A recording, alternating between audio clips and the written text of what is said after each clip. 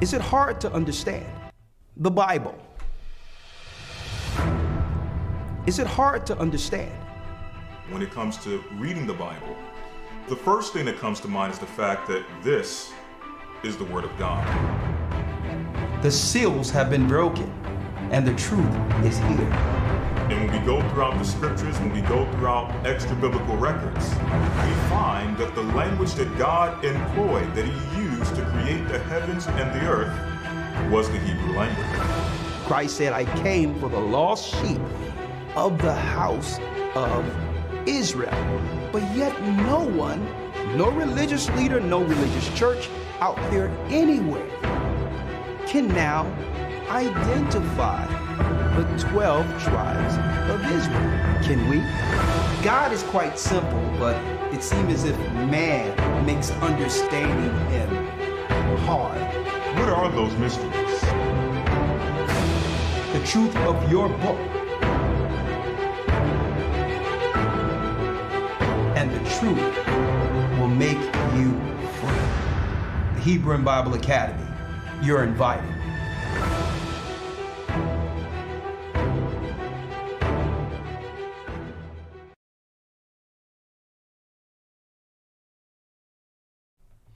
All right, brothers and sisters. I'm Elder Ricard Shiar along with Elder Lawyer. Shabbat Shalom. Shabbat Shalom to all my brothers and sisters worldwide, our brothers and sisters worldwide. We're the gathering of Christ Church. Let's start it off with the Lord's Prayer.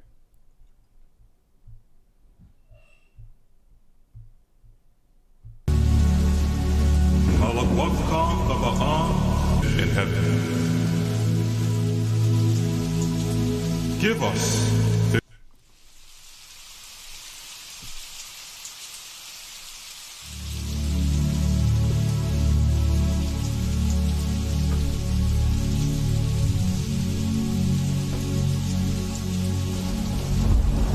Our Father, which art in heaven, hallowed be thy name. Thy kingdom come. Thy will be done, on earth as it is in heaven. Give us this day our daily bread, and forgive us our debts as we forgive our debtors. Lead us not into temptation, but deliver us from evil. For thine is the kingdom, and the power, and the glory, forever. Amen.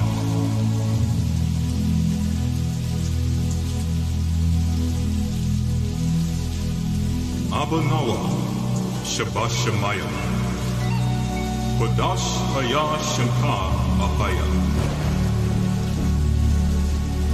Malawaka Baba'a, Ratazawanka Haya Aisha. Ba'arataza Kawa, Haya Bashamaya.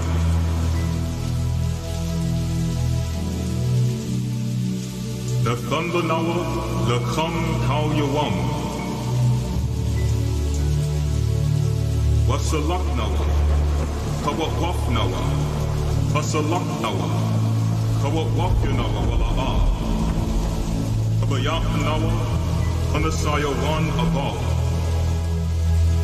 Awashai Nawa, Manrai Kayalaka, Kamalakwa Waha Allah, Wahatha Ara, La Iwalamya, Man.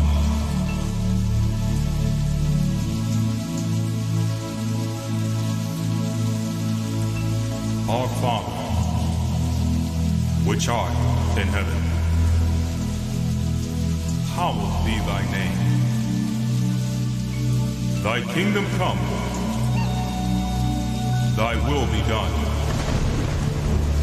on earth as it is in heaven. Give us this day our daily bread, and forgive us our debts, as we forgive our debtors.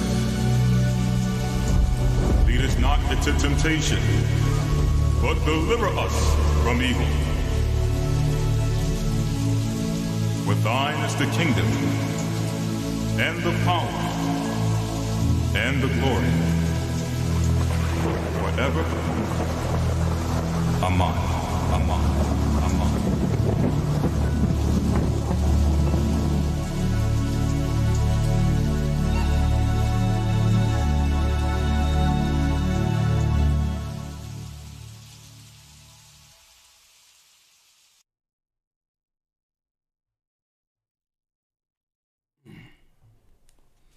Let me know when you got it. Yes, sir. Okay, I'm Elder Ricard Shiar along with Elder Lawyer. Shabbat Shalom to my brothers and sisters, to our brothers and sisters throughout the four corners of the earth. Okay, we're picking up from where we left off last week. The kingdom of heaven is within you. So I wanted to highlight this kingdom while we're in the midst of a serious assault against God's kingdom, who are the children of Israel. The water. Yes, sir. Okay. While Esau's kingdom falls, Israel rises. But how can a people that have been so decimated, destroyed, confused, come on one accord to circle the wagons in preparation for the outside assault to come? How? We're so fragmented. We're so confused as a people. Where to start, right? So if the kingdom of heaven is within us, we have to realize, what is this kingdom? Who is this kingdom? What was prophesied concerning them? And we have to highlight and pick up from, that's right, the enemy who has always attacked this kingdom. Last week we wrestle not with flesh and blood, principalities and powers, the workers of evil and darkness in high places, and begin to identify that this is the same war that have always attacked our forefathers since Adam. Today, what I hope to accomplish in the Spirit of the Most High on this Sabbath is to identify, especially in the midst of this engineered corporate pandemic, to identify the spirits that are behind it. Okay, and the fact that those spirits would be attacking Israel. That's number one. Number two, I wanted to go into the fact that number two, I wanted to actually highlight the fact that when it comes to Israel or Israelites, the people of the kingdom, how do we identify the chosen Israelites amongst the Israelites? Because you can't say, all right, the kingdom of heaven is all Israel in particular. That's not true. Mm-hmm. Especially in the midst of us in an earth where we have access to the internet, new people coming into the truth, witnessing some form of truth amongst everyone calling themselves Israel. So we have to also understand that Satan didn't just he didn't just attack us or continually attack us from the outside. He attacks us from within, even being called an Israelite. So you have to understand the kingdom that Christ was talking about amongst Israelites. Also, we're going to end this with the works of our hands. What has the Most High gifted us with to make sure our family is provided for? And that responsibility falls on one individual, the individuals in their home. Keep in mind, your home is your kingdom. Your home is your kingdom. So how you operate within your four walls can do what? You can either tear down the kingdom or become an asset or strength with everyone else's kingdom. It joins together a kingdom community that would help our people in these last days. Your kingdom, your household, attaches to another household, and now, that's right, a community of righteousness. Okay? And accountability to each leader of their home. That's what the 144,000 was all about when you read in the Bible. Not just what they did amongst themselves, but that mark being on their doorposts. That spirit of Christ protecting their home, so that now when we unite, we are in one spirit, one faith, one baptism, one doctrine. And guess what? Now, since there's no fighting amongst each other, we in one spirit with our God can now align ourselves against the enemy. That's right. So we're going to attack all those things. We're going to go into all that today. All right. Now, first and foremost, if you don't believe in Christ and don't believe that Christ was the prophet that was prophesied in the Old Testament, I'm going to say it right out. This isn't for you. Don't frustrate yourself in trying to have us being convinced of anything different, because it was through his spirit that has awakened us to understand what we're teaching before you. So sometimes people listen to these videos and say, well, yeah, you brothers are dropping all this and y'all dropping all that. Y'all got deep knowledge and all that, but I don't understand what's up with you. Y'all still dealing with this Christ thing. Understand, we wouldn't be able to utter anything before you if it wasn't for the Spirit of Christ resonating, communicating with us from the throne. That's right. Keep in mind, it's his spirit that has awakened God's people. So you can't give me no credit at all when it comes to all of that, folks. I'm just a vessel. There's a frequency from heaven that communicates with his people. And we know that high resonant spirit that actually is resonating throughout the universe is that same light from the beginning. That's right. His name is Yeshua, the Son of the Almighty, the first begotten of the Father. And no one can convince us otherwise. So guess what? Even if you inadvertently don't believe in him, but you trust and actually respect something, what's coming from us, understand what's coming from us is from him. Okay.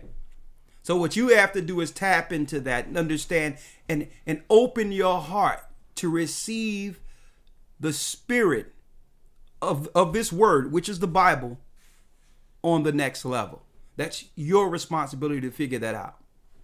I believe the report. That's right.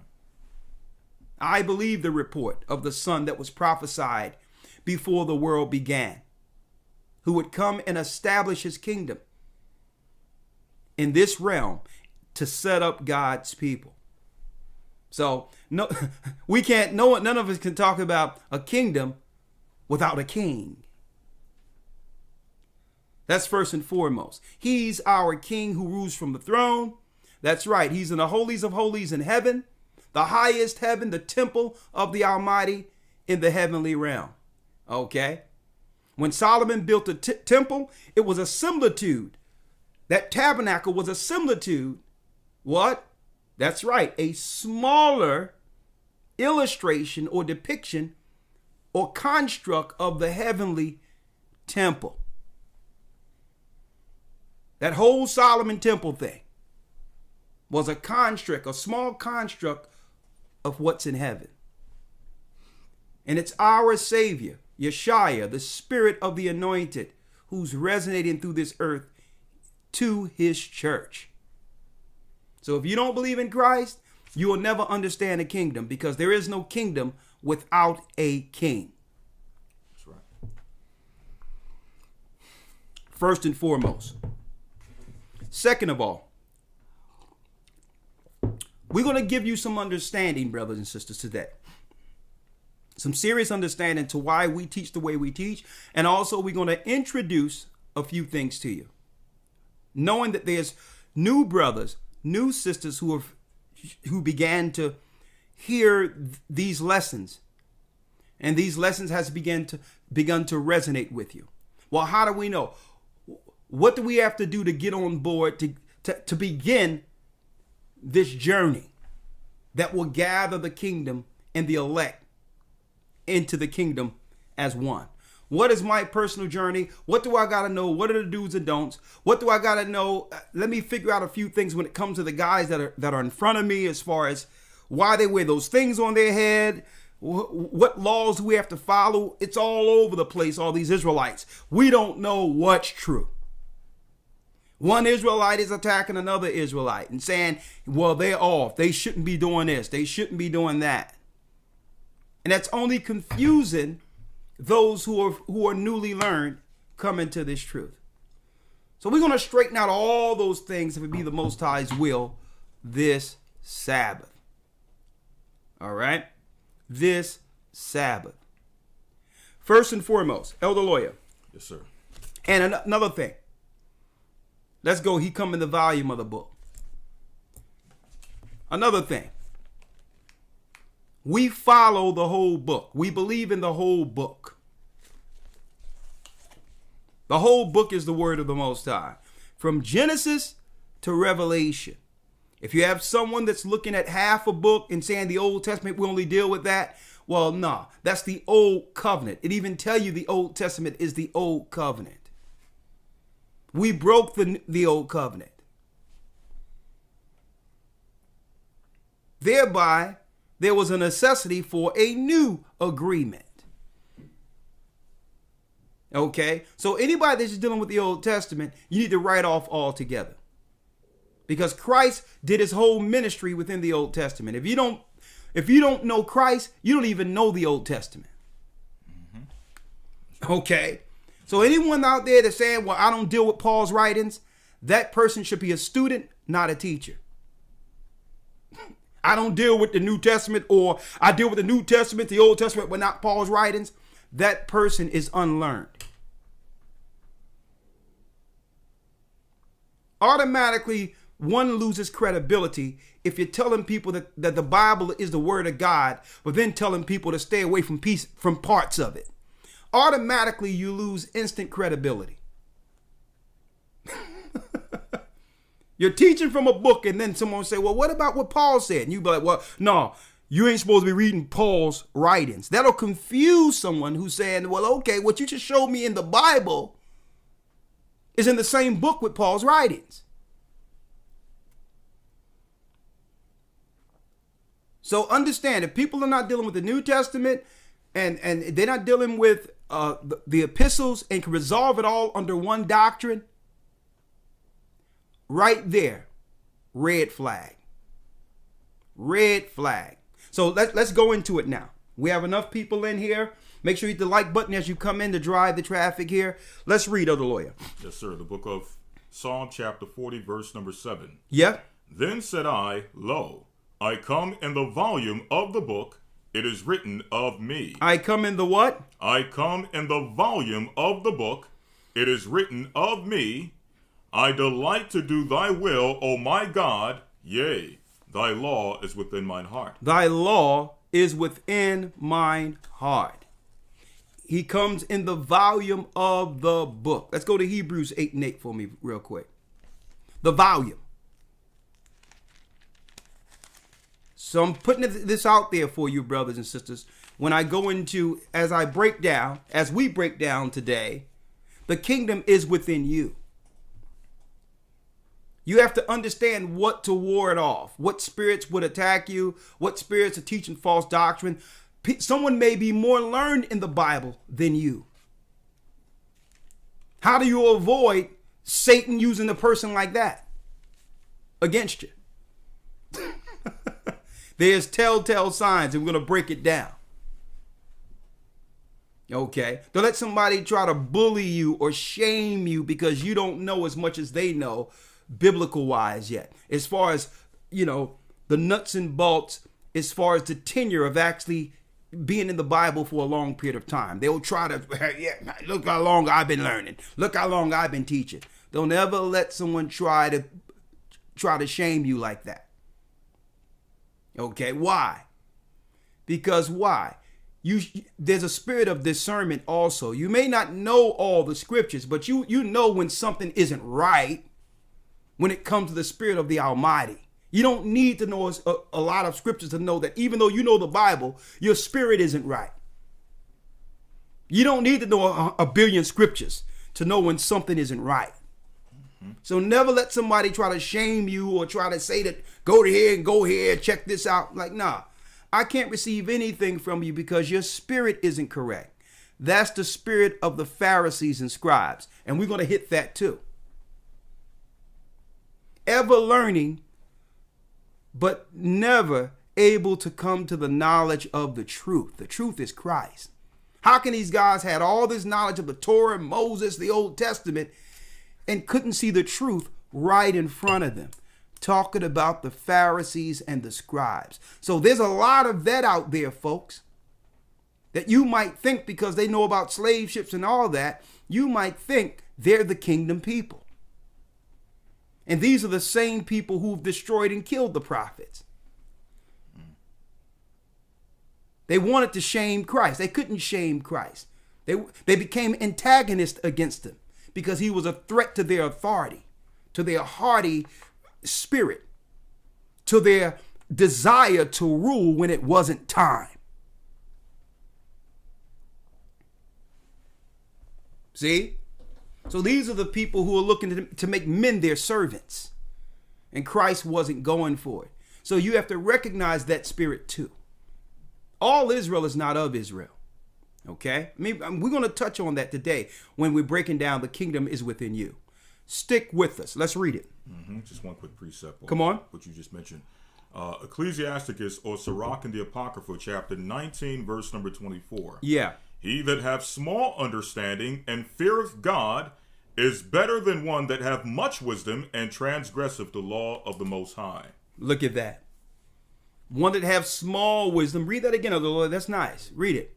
Sirach 19:24. Come on. He that hath small understanding and feareth God. You that don't know the Bible as much as others, but you fear God. You have a fear. You know he exists.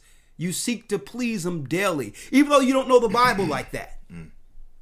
Read. Is better than one that hath much wisdom and transgresseth the law of the Most High. Is better than them that have much wisdom, may know the precepts and all that, but yet transgressive the law.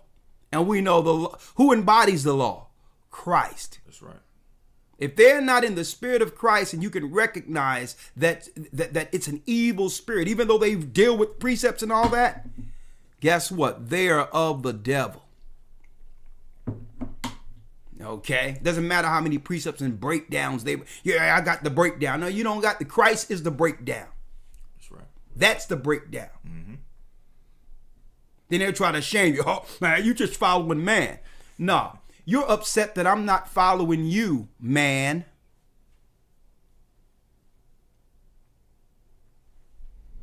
Don't let anyone try to shame you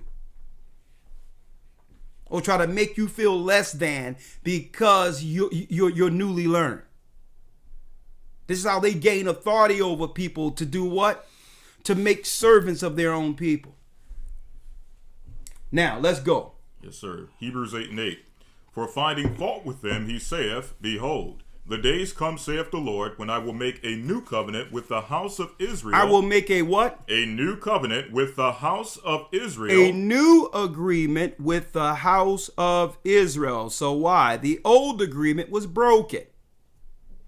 See? With the house of Israel. So the New Testament, Christ's testament, is that new agreement.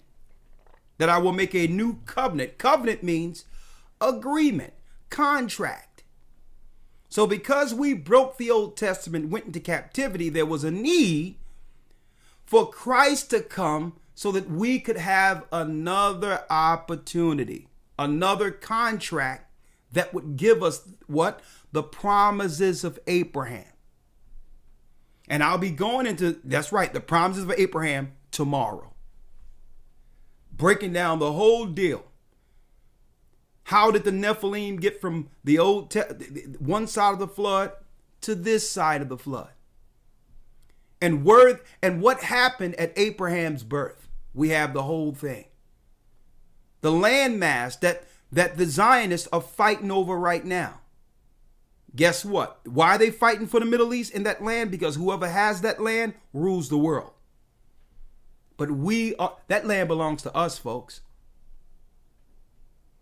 So that new agreement was made so that we could one day get back that territory. And it's not going to happen through blood sport and war on earth. It's not going to happen by someone tricking the Saudis and tricking the other nations and going in and circumventing other countries to actually take them down, the Palestinians and all that. It's not going to happen like that.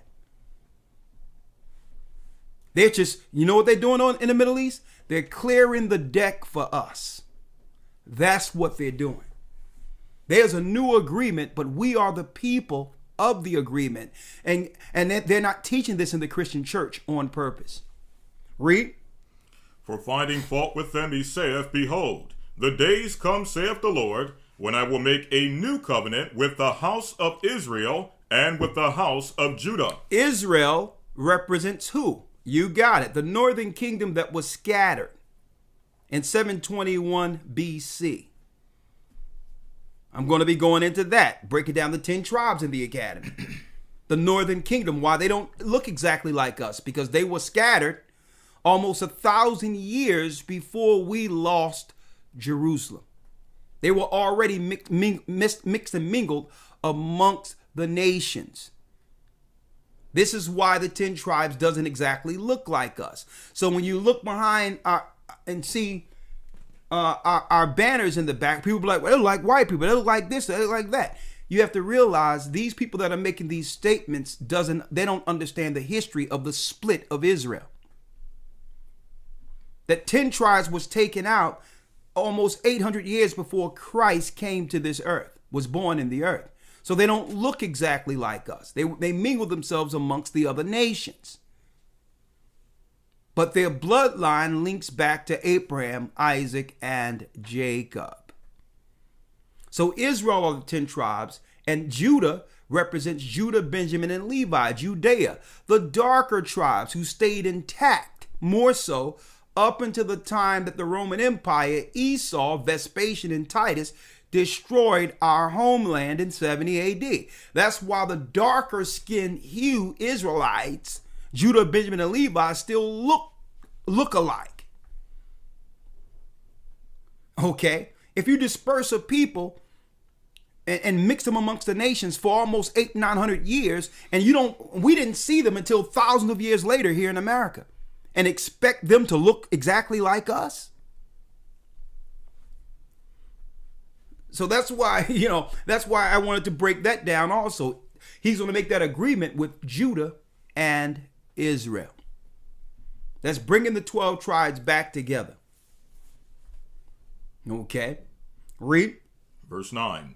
Not according to the covenant that I made with their fathers in the day when I took them by the hand to lead them out of the land of Egypt, because they continued not in my covenant. Okay, and let me straighten one other thing out too, since I'm here. And I'm going to be touching on this more so historical. This is the biblical teachings. History we deal with in the academy. I keep on, I apologize for people talking about the academy, but that's where we do history at.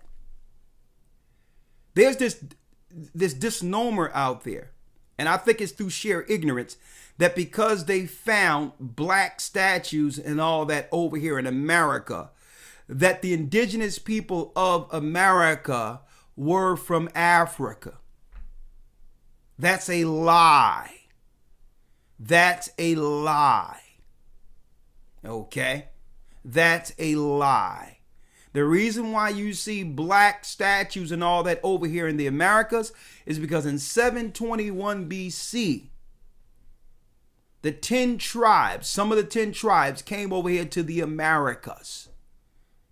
In 721 BC, after being destroyed, after we were destroyed by the Assyrians, in 721 BC, some of us broke off and came over the waters and came to the Americas. And these people weren't mixed with the other tribes that stayed in the old world. They were still Negroid like us. So when Esau came to the Americas, that's right, he saw Negroid type features. He saw Negro. These are the Negroid North American Indians, the original Aztecs and Incas and all that were black, because they were from Israel. They were from Israel and weren't mingled amongst the other nations until the conquistadors, Esau, came over and began to mix amongst the dark races here. So don't go into that, yeah, they're from Africa. We found big noses and bushes and all that. No, they were in Jerusalem. They were in Israel. They were parts of Israel. Okay? We are the Africans that was brought over into America in cargo slave ships. But they weren't from Africa. They were from Israel. Okay, let me just put that out there right now. Finish reading that part of the lawyer. Yes, sir. Verse 9. Not according to the covenant that I made with their fathers in the day when I took them by the hand to lead them out of the land of Egypt, because they continued not in my covenant. Because we continued not in the covenant given to Moses, speaking of the children of Israel. And I regarded them not, saith the Lord. And the Most High regarded us not. We rejected him and began to follow less gods. And you know what? Our God, AHAYAH, the God of the Hebrews, casted us off. See? And guess what, folks? We're reading New Testament here. This is New Testament. You would have believed that Christian churches would be teaching this. Who are those people who rejected the old covenant and began to follow the ways of the heathen? Who are these people? Now, you can't say outright, well, these are Jewish people. No, they couldn't be Jewish people, because when you look at Jewish theology and Jewish teachings, they deal with the Kabbalah, they deal with Jewish mysticism, and they deal with the Babylonian gods of ancient Babylon. So it can't be them, because we were punished for actually dealing with the ideology they are dealing with today. So how are they in power if they're still worshiping and acknowledging the Babylonian gods? Why aren't they being punished? Because they're not the people according to bloodline. They're the people according to conversion. And we don't deny that they converted into our ideology. I can give you the history of when they converted. Okay? During Hyrcanus. The time of Hyrcanus. So I can give you the history of when they converted. So I'm not saying that they didn't have the right to convert. We converted them. But the reason why they're not being punished for what they're doing, worshiping the Babylonian gods, because what? The accountability of keeping God's law was on us. It wasn't on them. It wasn't on them. Okay? Let me make it clear. And this is why I don't have no problem with no races of people, because I know that they wouldn't be in position if it wasn't for our disobedience against the Almighty. So it's about time we come back as the Most High's people and get what's rightfully ours. Not from them, but from the Most High. Not from them, folks. Keep in mind, what they got is because of the God they worship, who's the ruler of this world. our disobedience did what? That's right. It relegated power to them. I don't have no problem with that. This is their time. And they're going to do everything they can to rule as long as they can. I have no problem with their initiative. That's on them. We're here to warn our people concerning their initiatives and bring our people back under the original covenant, which would do what? Give us protection from the throne. See? Read on. Verse 10. For this is the covenant that I will make with the house of Israel after those days, saith the Lord. Come on. I will put my laws into their mind. I will put my laws into their mind. So when Christians are talking about the laws are done away with, what are you talking about? He's going to put it in our heart, in our minds, to follow the law our forefathers has broken in the Old Testament. Now, how would he do this? Through Christ. Through Christ and the Holy Spirit, it will be more so in our conscience so that we can remember, hey, we're making the same mistakes as our forefathers. Let's not do this. Let's not choose wrong. Look what happened. We went into slavery. The other nations ruled over us because of sin. It will be in our minds not to make the mistakes of our forefathers anymore. The real purpose of the New Testament, the real purpose of the epistles is what we're breaking down when it comes to kingdom, people. It's in our hearts now, and it pricks our conscience that we're making the same mistakes our forefathers made and expect a different outcome. We should know better. We have enough evidence. There's enough evidence and enough tape out there, enough history to know that how we did it in the past doesn't work anymore. Right? So now the Most High says, listen, I'm going to put it in your heart. I'm going to have someone walk in the spirit of the Almighty on earth as an example of what to be.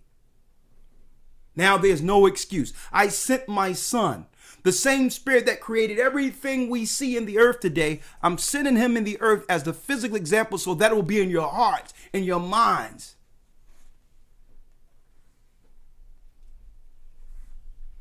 How that sacrifice can help us overcome vanity. Okay? On a whole nother level, I'm going to put it in your heart. And you will teach this to your children. This is why you went into captivity. This is why the other nations are ruling over you. It's not because they're better than you. It's not because they're better. It's because you continually disobey me. See? Come on. Verse number 10. For this is the covenant that I will make with the house of Israel. Come on. After those days, saith the Lord. Yeah. I will put my laws into their mind and write them in their hearts, and I will be a God to them. I will be a God to them. And they shall be a people to me. And they shall be a people to me. This is that special people now. On the Sabbath, we all acknowledge and praise the Most High and read out of the law. All together. No more Sunday worship, no more pagan Arabic Christianity, which is Islam. No more none of that. No more Buddhist teaching. We acknowledge the Sabbath all together. The Most High gave us the Sabbath as a sign between him and us. Let's read that real quick, Elder Lawyer. Yes, sir. That Sabbath is a sign between our God and, that's right, and us. That's a sign. We will have no respect for any Islamic ceremony or holy day. We will have no respect for it. It has nothing to do with us. It empowers Arabs over us. We will not acknowledge the Babylonian Sunday worship of Nimrod. It's satanic. It has always been satanic, and And it's a straight disrespect to the God who made everything in 6 days and rested on the seventh day. You got it? I can grab it. I can grab it if you want it. Okay.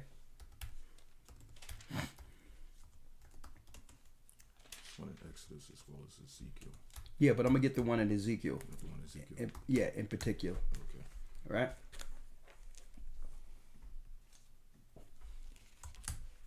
Let's get it real quick. 1 second here. Get Exodus first. I need you to get Ezekiel 46 and 12. Get that first. Right? Hold Ezekiel. Hold that. Right? Let's get that first. Right? You got it? Mm-hmm. Let's get it. Ezekiel 46. Ezekiel 46. You have it? Yes, sir. And I need you to, there's two. Get Isaiah 58.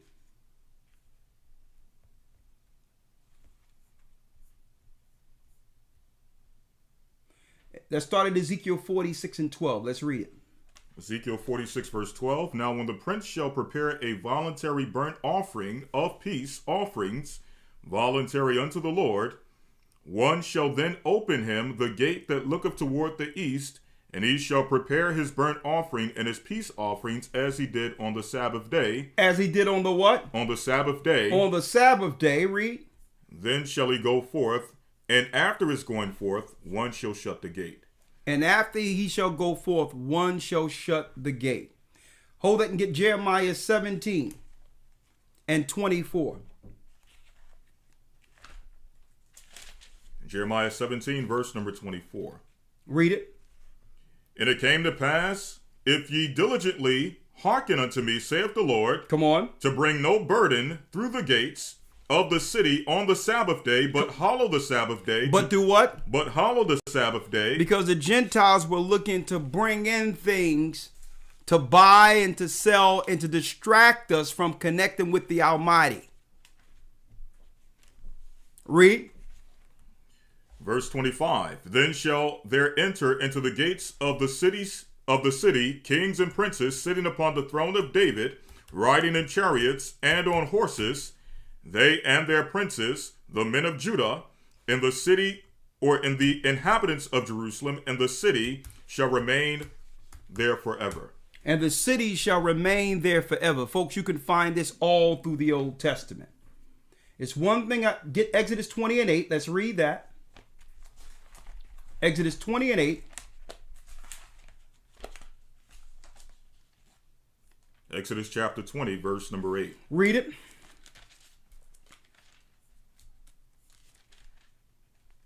Remember the Sabbath day to keep it holy. Remember what? Remember the Sabbath day to keep it holy. Remember the Sabbath day to keep it holy. Now, why would our God give this to Moses and state it and frame it that way? Unless the children of Israel would one day forget. See, you don't got to remember, thou shalt not commit adultery. Someone deal with someone you're dealing with, that's a violation. You don't even got to remember that. Thou shalt not steal. You don't have to remember that, because you know how it feels. You know how violated one becomes or feels when someone steals something from them. You don't got to remember that. You know not to steal. Out of all the laws, the Most High framed this particular law, one of the most important laws, this way. Remember. Which implies that what? We would forget. We would start going to church on Sunday and have the pagans lie to us and say, well, yeah, Jesus rose on Sunday. He didn't rise on Sunday. That is a lie. That was trick. That was deception. That was guile. Christ did not rise on Sunday. When you look at that first day of the week, when it says he rose, it's that first day, it says between Sabbaths. when you look at it in the Greek. First interval between Sabbaths. See that? Christ rose like on a Tuesday or Wednesday, in between that time. Okay, and the reason why people are not trying to make Tuesday or Wednesday a holy day, because they know that that's utterly ridiculous. It doesn't fall in line with the ancient Babylonian first day worshipings of the sun. The S-U-N, not the S-O-N. So they trick you into a Babylonian holy day. We forgot. We forgot. So first of all, if you're going to deal with the kingdom, you have to understand that the kingdom has a holy day. The kingdom people has a holy day. Just like Arabs have a holy day. From Friday sun up to Friday sundown. Now, where they get that ridiculousness, I have no idea. I could care less. It has nothing to do with our holy day. Okay? Islam is one of the more newer religions on earth, and they mumble and jumble all types of different ancient practices into their new ideology.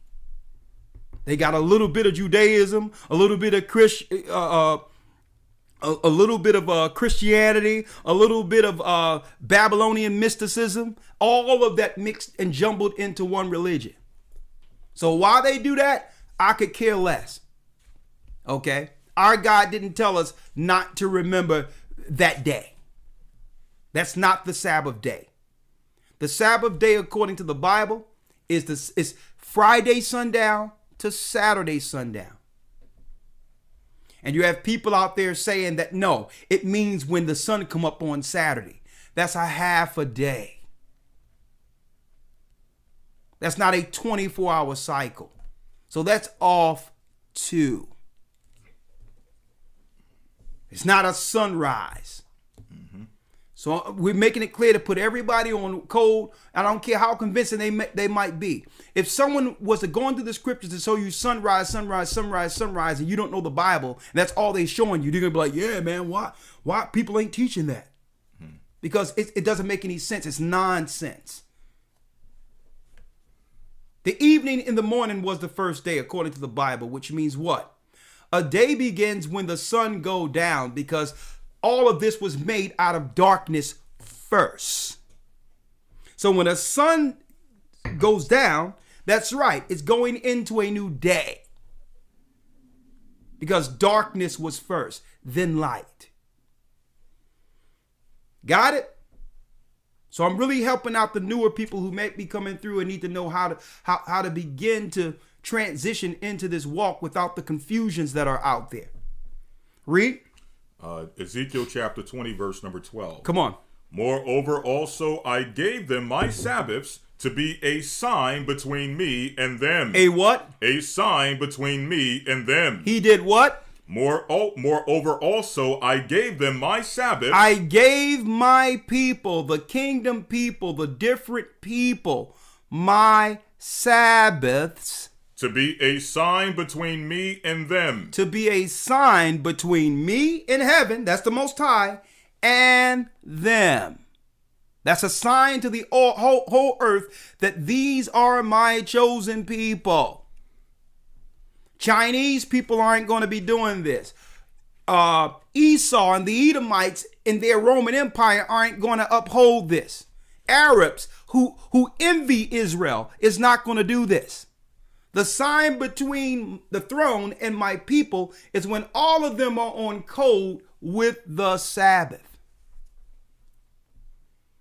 There's no such thing as a lunar Sabbath. There's no such thing as a half-day Sabbath. And it's deep because it's only comes when it comes to our holy day, people have different interpretations of how to actually deal with it. Only when it comes to our Sabbath days, people begin to ask questions. Oh, well, how do we know that the calendars aren't mixed up and any day can be a Sabbath? How do we know that Sunday isn't a Sabbath? Only when it comes to the Sabbath, where we come with all these different ideologies and arguments and theories. But the Christian church, they can have Sunday as their holy day every Sunday unquestioned. Why is that? No one asks, well, how do you know that that's the holy day? How do you know that that really wasn't a Monday back in the day? Right. When it comes to the Arabs, every Friday sun up to sundown, they're all on code together, and no one is questioning the calendars and nothing about that. You notice that? But when it comes to Sabbaths, folks, now everyone coming up with their new idea of what a Sabbath is. Oh, it's when the sun come up on Saturday. Just to confuse the masses. These are people who claim to be Israelites. Or, no, the lunar Sabbath. We have to look at the moon, the slither of the moon, and count that, and it falls on Wednesday this day and Thursday this day. Or you have people that's following the Jewish Sabbaths, which is off. Why? Because when it comes to the moon comes in 10 days early each year. A lunar cycle, for an annual lunar cycle, is 354 days. And it breaks it down in Enoch and all the ancient records before the flood, that the Most High, he even told Moses in the book of Jubilees, that make sure you tell my people that an annual year is 364 days. It's 52 Sabbaths. And if they begin to go off and follow the moon only, they're going into captivity. They'll be following the Gentile holy days. And now they're defiling the days unconnected with the heavens when the angels deal with these days in heaven. See? Eventually these people are going into captivity because they're not connected with the throne. 364-day cycle, 52 Sabbaths is a calendar year, not just with the moon only. The moon follows the sun through portals. You can't keep time with one hand on a watch. Okay? It takes two hands. And in the heavens, the two hands that keep time is the sun and the moon together. 364-day cycle. Therefore, every holy day is on a fixed time each year. The Passover comes in on a Sabbath every year on time. Same day. It doesn't switch.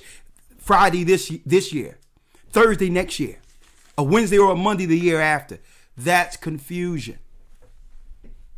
Read that again, Elder Lloyd. And again, you can go to Gathering of Christ Church, gatheringofchrist.org, and get your calendar, because the Most High already gave us the information to give you the research to get on time. Let's go. Ezekiel chapter 20, verse number 12. Moreover also I gave them my Sabbaths to be a sign between me and them, that they might know that I am the Lord that sanctify them. That I am the Lord that sanctify them. Now, one more precept on that. All right, let's go. Isaiah chapter 66, verse 22. You were mentioning earlier those who claim that the Sabbath was done away with in Christ, and now that it is a Sunday opposed to a Sabbath. Let's see what the Sabbath, or what will be celebrated by true believers in the kingdom. It says here in the book of Isaiah chapter 66, verse 22, for as the new heavens and the new earth, which I will make, shall remain before me, saith the Lord, so shall your seed and your name remain. And it shall come to pass that from one new moon to another, and from one Sabbath to another, shall all flesh come to worship before me, saith the Lord. And they shall go forth and look upon the carcasses of the men that have transgressed against me, for their worm shall not die, neither shall their fire be quenched, and they shall be an abhorring unto all flesh. Showing you even in the kingdom of heaven, Elder Lawyer. Yes, sir. That we'll be celebrating the Sabbath. Now, for those who are fairly new and they see the word moon there, you might get confused, because you may begin to think it's talking about the moon in the sky. And it isn't. It's talking about the months for changes of seasons. These were the new moons, or the new months. Okay? You would have what? 1 month. the beginning of a season, spring. Count 30 days. And then on the 31st day, what happens? A new month. And then a new month. 30, 30. And then what happens on the next 30? That's right. 3 months. And then there's another new month. That becomes from spring to summer. You get 30, 30, another 30. And then down here, you're going to have a new month. That will become autumn or fall. The Bible calls it new moon. But when you look in the Hebrew, it's month, not the moon in the sky. And this is where people are going off, not being able to break down a 364-day calendar. They think it's speaking of the moon in the sky. And it only means a month, which separates seasons. Then you count 30, 30, 30 from autumn, and you'll get what? Winter. 30, 30, 30, spring. See? It's that simple. It was new month, dividing the year in seasons. See how simple that is? When you understand the Sabbaths. So it not only breaks down weekly Sabbaths, it breaks down Sabbaths of seasons so that we would know as a people, that's right, when to plant, when to harvest, when to bring food into storage for the winter, and to complete that cycle of life from one year to the next. It was all implemented within understanding the Sabbaths. Got it? Come on, let's go. Yes, sir. Ezekiel chapter 20, verse 12 again. You read it?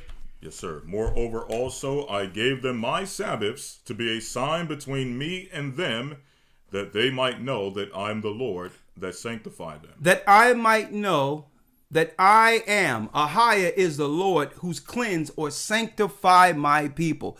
This separates my people from everyone else.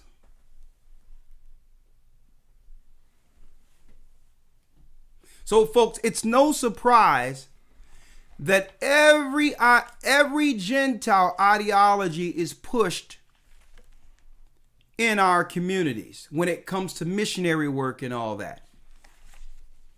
Everything. Seventh-day Adventists. Church of Latter-day Saints with that comic book called the Book of Mormons. Jehovah's Witnesses, Baptists, Muslim, New Age. All of these things are pushing our community. But there's one religion in particular that has no missionary in our communities. You notice that? And that's Jewish people coming into our community saying, follow the Sabbath. Mm-hmm. If they're going to send in their people, they'll be Messianic Jews. And that's a deception. That's deceptive. Because no, if you're going to come into our communities and be acknowledged as Jews, then I need you to bring in the information on our Sabbaths. We don't want you to bring in some other thing that would acknowledge you as the bearers of Christianity. Why don't you come in with the Torah and tell the whole community together, stop the Christian church and let's start with Sabbaths. They'll send all these others into our community, the Latter-day Saints, this, that, and the other. Charles Taze Russell, Jehovah's Witnesses, Islam, Chinese Buddhist temples, Babylonian East Indian temples. All these people just tearing us apart with all these different days of worship. But yet, the synagogue is right around the corners, not too far from us. And they don't proselytize and come in our communities and say, no, what we're doing is right. And we know what we're doing is right. Put that down and do the Sabbath. You know why they don't say that? Because by default, if the Torah says that the Sabbath is a sign between him and his people, by default, they become the chosen people. They're the sign that everyone else must do what? Acquiesce under. They become the authority because they can say amongst themselves, well, listen, we're the only people that are really following it. Mm-hmm. So by default, we must be the chosen people because in the Torah, it's the sign. So they'll show it to their children and say, look what black people are following. The sign that we're the people is our Sabbath. We're not forcing them. They can actually follow God, but they choose to be heathen. They're scattered all over the place. They can't be the people. And their children are learning that in their synagogues. Their children are learning that the sign is, it doesn't matter what my ideology or belief is, you're going to find me in the synagogue networking with my people on the Sabbath. It's tradition. See, you even have atheists amongst them. But they'll still go to the synagogue to do business and deal with their traditions. So you have all this proselytizing in our neighborhoods, but there's one missing, and it's on purpose. Because when you get on code with this Sabbath, even though you don't know all the holy days yet, that Sabbath is connecting you with the throne, and they know it, and they fear what the Most High will tell you at this time. You've hollowed between him and you. That's what they fear. All right. The kingdom is within us. So I had to lay the groundwork there. It took me a little minute, but now we're going to just drudge through now. We tread through now. First of all, when you come and see us, right? Gathering of Christ Church. Sometimes you see Elder Lawyer and I with Mitris. And sometimes you see us just regular old, just before the camera and all that.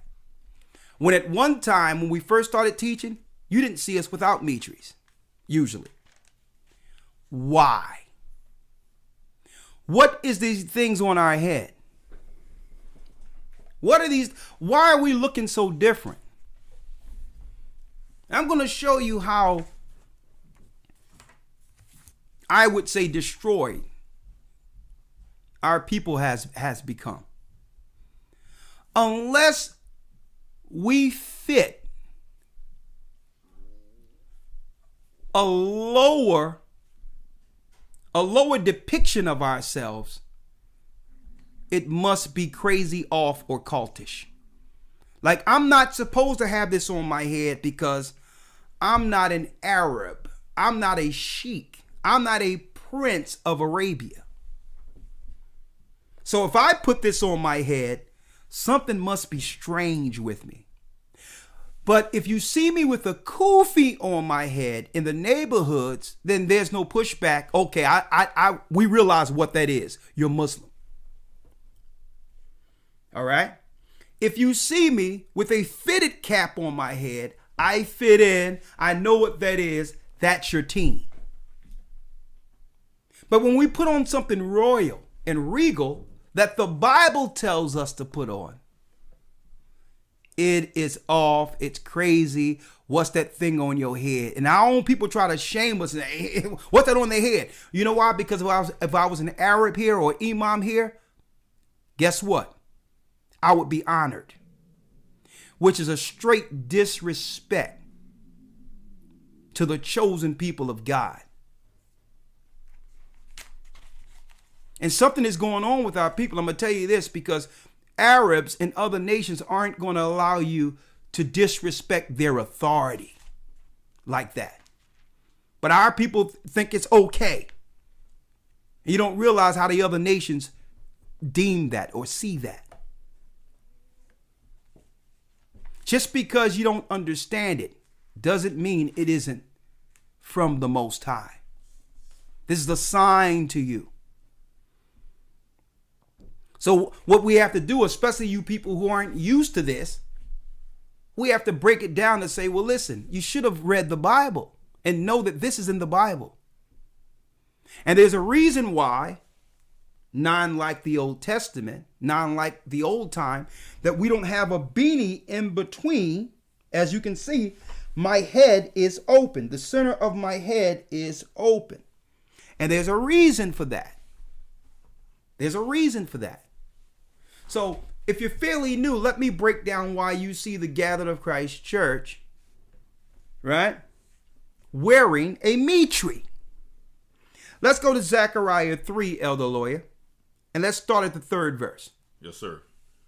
Zechariah chapter 3, verse number 3. Read. Now Joshua was clothed with filthy garments and stood before the angel.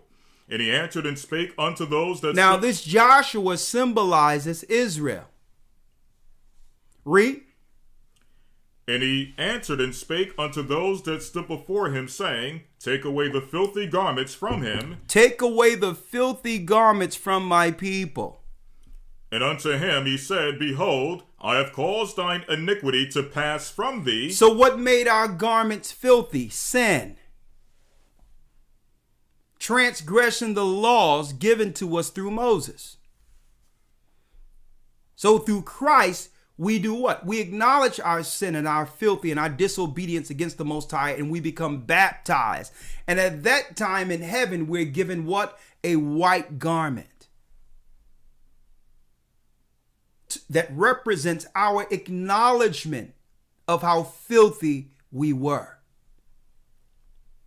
Read.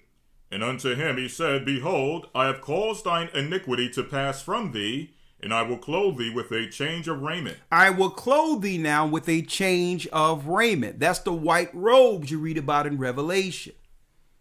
After baptism, after acknowledging that we fell victim to the sins of our forefathers, and now in that agreement, we make a promise to our Father to undo the sin by walking in the path of his Son Christ.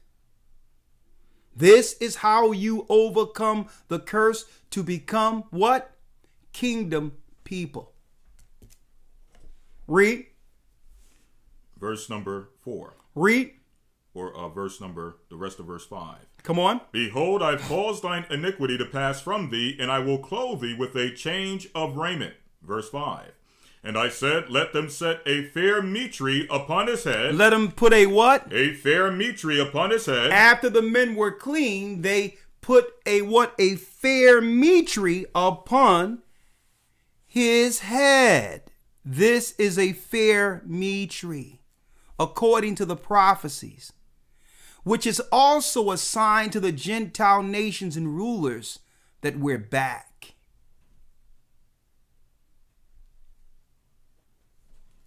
That we're back and we're no longer under their spiritual power. When we wear a kufi, we're outright announcing that we're servants to Arabs. Okay? So when we wear the things they've produced, their hats and all that other crap they, in certain instances, this is showing that we're servants to the Gentile powers. But when we put on this, there's no scholars anywhere that said to put on this. And through it, they recognize what?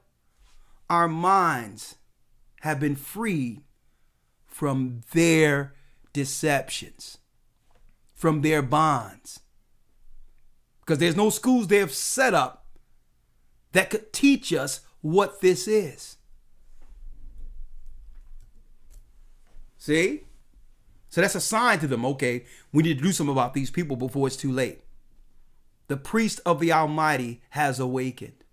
The kings has awakened. See, that's a sign, even though you don't recognize it. But the powers that be know exactly what this is. See? Read. And I said, Let them set a fair mitre upon his head. So they set a fair mitre upon his head, and clothed him with garments. And the angel of the Lord stood by. And the angel of the Lord protested unto Joshua, saying, Thus saith the Lord of hosts, If thou wilt not walk in my ways, if you will not walk in my ways, and if thou wilt keep my or if thou wilt walk in my ways, if you will walk in my ways now, if you will now do what's right, undo the sins of your sinful forefathers. Read. And if thou wilt keep my charge, And if you keep my charge, then thou shalt also judge my house, and shalt also keep my courts, and I will give thee places to walk among these that stand by. Now, hear now Joshua the high priest. the what? Joshua the high priest. That's right. It's a priesthood. The Bible tells us in the book of Revelations, he would make us a nation of priests. That appointment happens upon Christ's arrival. So when he set up the 12 disciples, he was setting up a new priesthood under the orders of Melchizedek.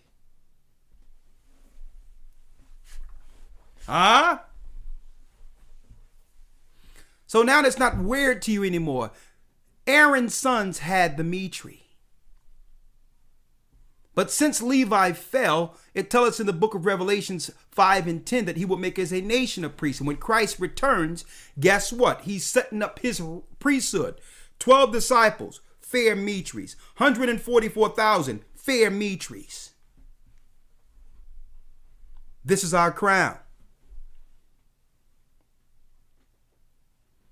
Okay? And it's a low-key sign to the Gentile nations that they have no more power over our minds. When they see this, they know this ain't no towel wrapped around our head like an Arab. They know that right now this signifies to them we're free of their deceptive ideologies and religion.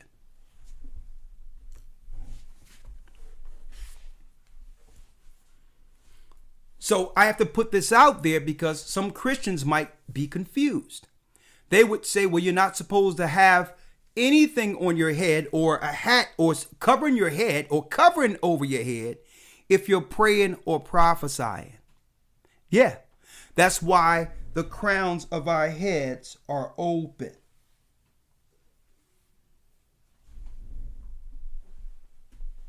See, just totally move the naysayers out of the way. Understand that Christ comes in the volume of the book and not just relegated to the understanding you understand him on. There's higher understandings. The Bible is manifold. So the reason why I had to highlight that, because why? Some people have put out, they're only trying to look for something that's wrong to put a stumbling block in front of you.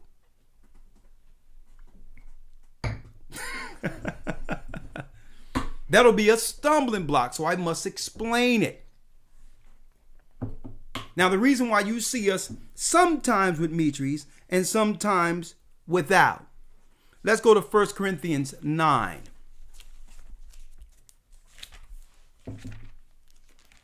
1 Corinthians chapter 9, verse number 19. Yeah. For though I be free from all men, which means we shouldn't really have to explain everything. Read. Yet have I made myself servant unto all, that I might gain the more. But we make ourselves servants to all, that we might gain the more. The work should do all the explanations in itself. But the Bible tells us that, you know what? Everyone is not only on the same level to understand certain things, and the way you look, what you put on, based on someone's education or upbringing or environment, might offend them because they don't have an understanding to what they see. They've never seen anything like this before. So the Bible tells us that we have to do what? Verse 20. And unto the Jews, it says here, verse 19, Read. I have made myself servant unto all, that I might gain the more. That I might gain the more. Read on. Verse 20. And unto the Jews I became as a Jew. As a Jew, I became as a Jew. So there's Israelites who understand what fringes, borders of blue, Mitris are. Okay? They understand that. So if I'm going to gain those who know the law, I have to put on the attire in respect of what they believe. See, Paul understood the law. He was born a Pharisee. So he knew that he couldn't come in to the temple to convert them or convince them of Christ wearing Gentile stuff. It would offend them. Right? So he had to work with them on the level they understood to bring them to Christ. See? So for those who know we're Israelites, they know what this is. And they know that, listen, we understand the law. But then you have other guys look at it and they would say, well, I want them to have a beard. No, listen, again, no man should be looking at another man's face or whatever and saying what they like, what they would like concerning how that man looks. Okay? And don't try to put what your view of what an Israelite is on what God says or what the Bible says. Okay? Because the Bible don't give us a law that we must grow beards all together the same and all that. There's no law on that. Okay? So if you don't like the way I look, what you do is you black out the picture and listen to the words. Because the Most High is bringing forth the spirit of understanding. Don't let how I look be a stumbling block to you. Because wisdom doesn't come with someone just because they have a beard. You can have a beard hitting the floor and be a starch fool. So I'm putting it out there because some people like, well, because they grow and all that. And like, yeah, no, this is not what you would call a testosterone contest of who can look more manly. It has nothing to do with that. A man shouldn't be looking at another man saying, well, I sure would like him to have a beard. That's not cool. That's the wrong spirit. So you have to get the knowledge and understanding. Okay, when it comes to the outward appearance. Get the knowledge and understanding of it. What about when there's vows and you have to cut off all your hair? Is that sin? The vow of the Nazarite. You do it for a certain amount of time and you cut your hair bald and you cut all the hair off your face. So what is that? So I'm putting this out there, brothers and sisters, because people would like make you believe that an Israelite is a certain outline. Cookie cutter. Yeah, cookie cutter that you can recognize as an Israelite. Folks, it's not how I grow my hair or whatever the case that make me an Israelite. The blood running through my veins is Israel.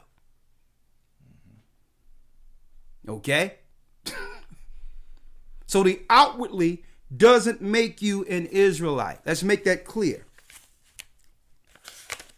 Let's get that real quick.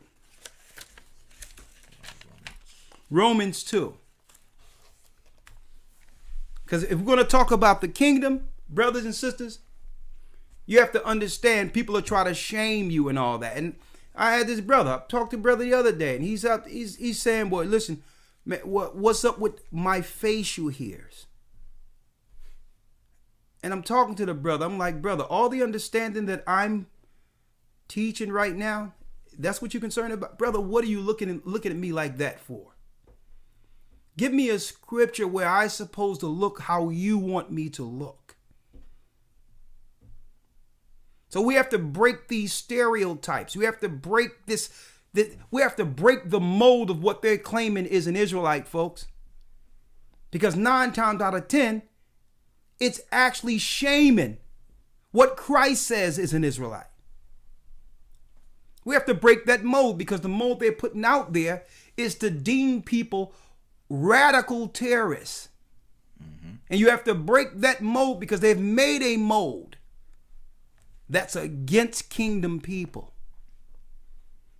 Again, I don't have no problem with beards. But you don't know what my plans are. And why I decided I'm calculating things to how I look. But that's my business that I need not to share. Okay. When the time comes, yeah. I think I would have a nice dark salt and pepper type deal going on. But guess what? That's my business. I see it. Yeah.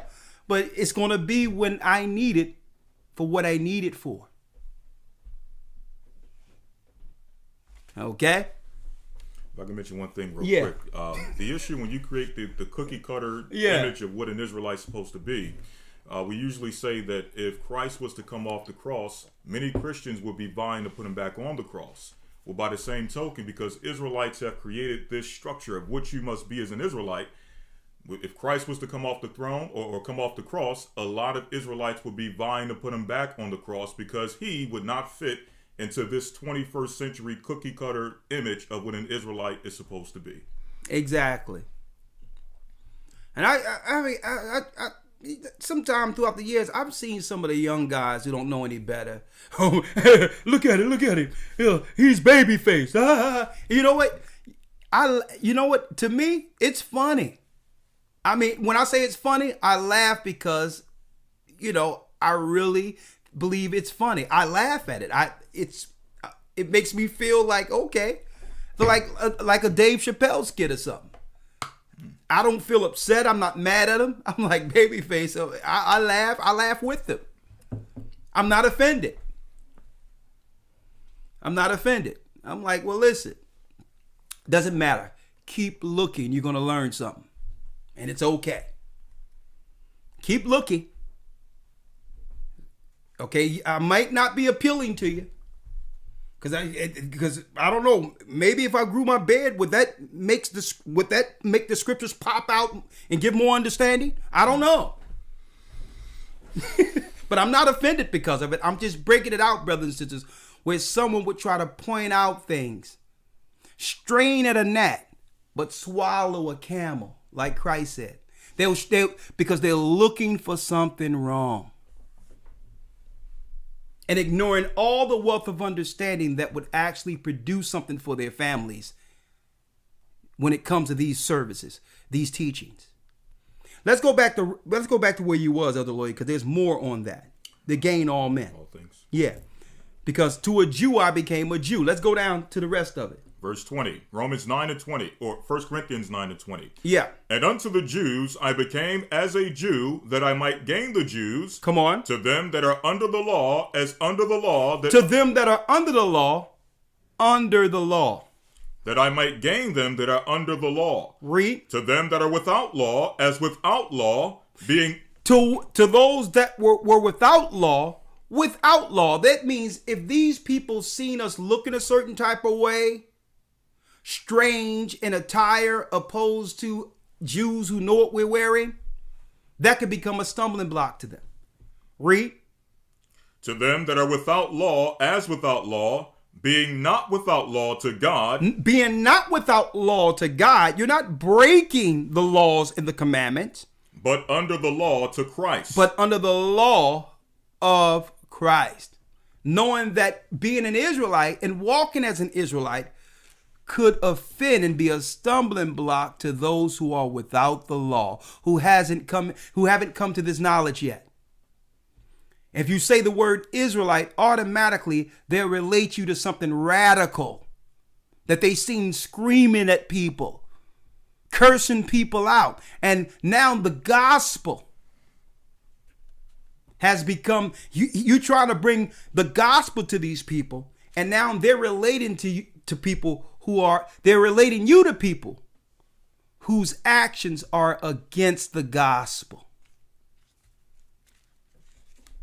See? So Paul understood that. Paul understood that. That means I can sit down with a Christian who have no idea that I'm an Israelite. And I can break down the manifold wisdoms of the Most High in Christ. And only for them to ask me, where did you get that understanding from? And I can say, we're the children of Israel. It was always ours. See? I put Christ first. My outward appearance when I deal with people isn't a stumbling block to them. Someone that may look like an Israelite has already turned them off from seeing the kingdom, which is our responsibility to show them the kingdom. I don't have to deal with my interactions as an Israelite first. All of my interactions must be Christ first. Or you'll become a stumbling block to those who are without. That's wisdom. It's how I interact and treat other people that leads them into being more inquisitive to how I came to this understanding. And that's when I dropped the bomb on them.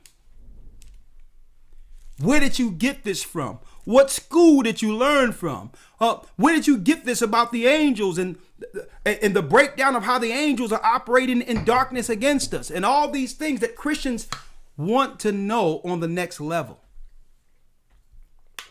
And I said, listen, the reason why is because we were the givers of the law. We broke it. And only the chosen people of the book can teach the true theology of it.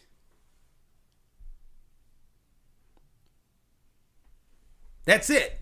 And then I go into all the history and all these things and like, whoa, this is blowing my mind. And you know what they usually say after that? I knew we were more than what they were telling us. I knew, they'll say it just like that. I knew it. Mm-hmm. I knew we were greater than what they were saying. But if I was to look and act like those that were out there, it would have been a stumbling block, and the Spirit of the Almighty wouldn't have used us as a vessel to convert those who are on the outside. Finish reading what you got, Lord. Yes, sir. Verse 22. To them that to the weak became I as weak. To the weak I became what? As weak. As weak. That means, listen, you have to be able to condescend to a lower level. They may not have all the knowledge. They might not have even the regular worldly education that we have. But it doesn't matter, because Christ is going to use, he says, through the mouth of babes, I will teach this people. We have to condescend to the lowest level of our people, understanding that that's where Christ will meet them and educate and grow them from there. Mm-hmm. See? Read. To the weak became I as weak, that I might gain the weak. Come on. I am made all things to all men. I'm made all things to all men. That I might by all means save some. That I might by some means save some. See? You become all things to all men to save the people. It's not what you would call selling out or compromising. Is being what that brother or sister needs to see Christ. Mm-hmm. So if what I put on is a stumbling block to my people, I'll take it off. As long as we're in this word, we can learn together, and then the understanding comes to why I put certain things on, according to that person's respect of the word. But we as teachers must what? We must get them there. We can't blame them for not being there. We have to get them there. See? That's what teachers, that's the gift of teaching. That's the gift of teaching. To know that sometimes who we are in the flesh can be a stumbling block to people who are without.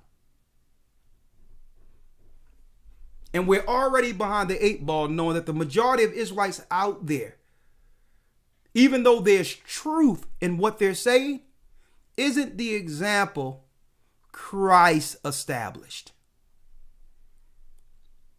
And being rough around the edges, being brutish, can actually stop up the kingdom to have people believe that, okay, I don't want to deal with this nature if this is what it means believing in the Bible. I don't want to deal with the people like this if this is what the Bible does. And all together they began to do what? Renounce the Bible. When the Bible doesn't teach people to be brutish, disrespectful. All right. Hold tight. We're coming back with part 2.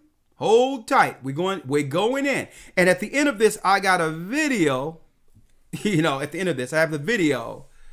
More information on the Code 45 test. Okay? I'm at the end of the video. So hold tight. Part 2 coming up. Hold tight. The kingdom is within you. Part 2.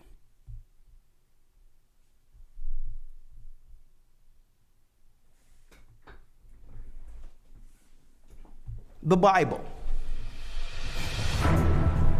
Is it hard to understand? When it comes to reading the Bible, the first thing that comes to mind is the fact that this is the Word of God. The seals have been broken, and the truth is here.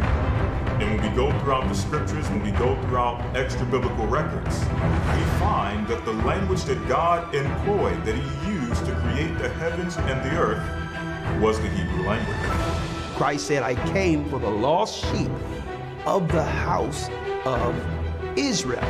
But yet no one, no religious leader, no religious church out there anywhere can now identify the 12 tribes of Israel. Can we? God is quite simple, but it seems as if man makes understanding Him hard. What are those mysteries? The truth of your book. And the truth will make you free. The Hebrew and Bible Academy. You're invited.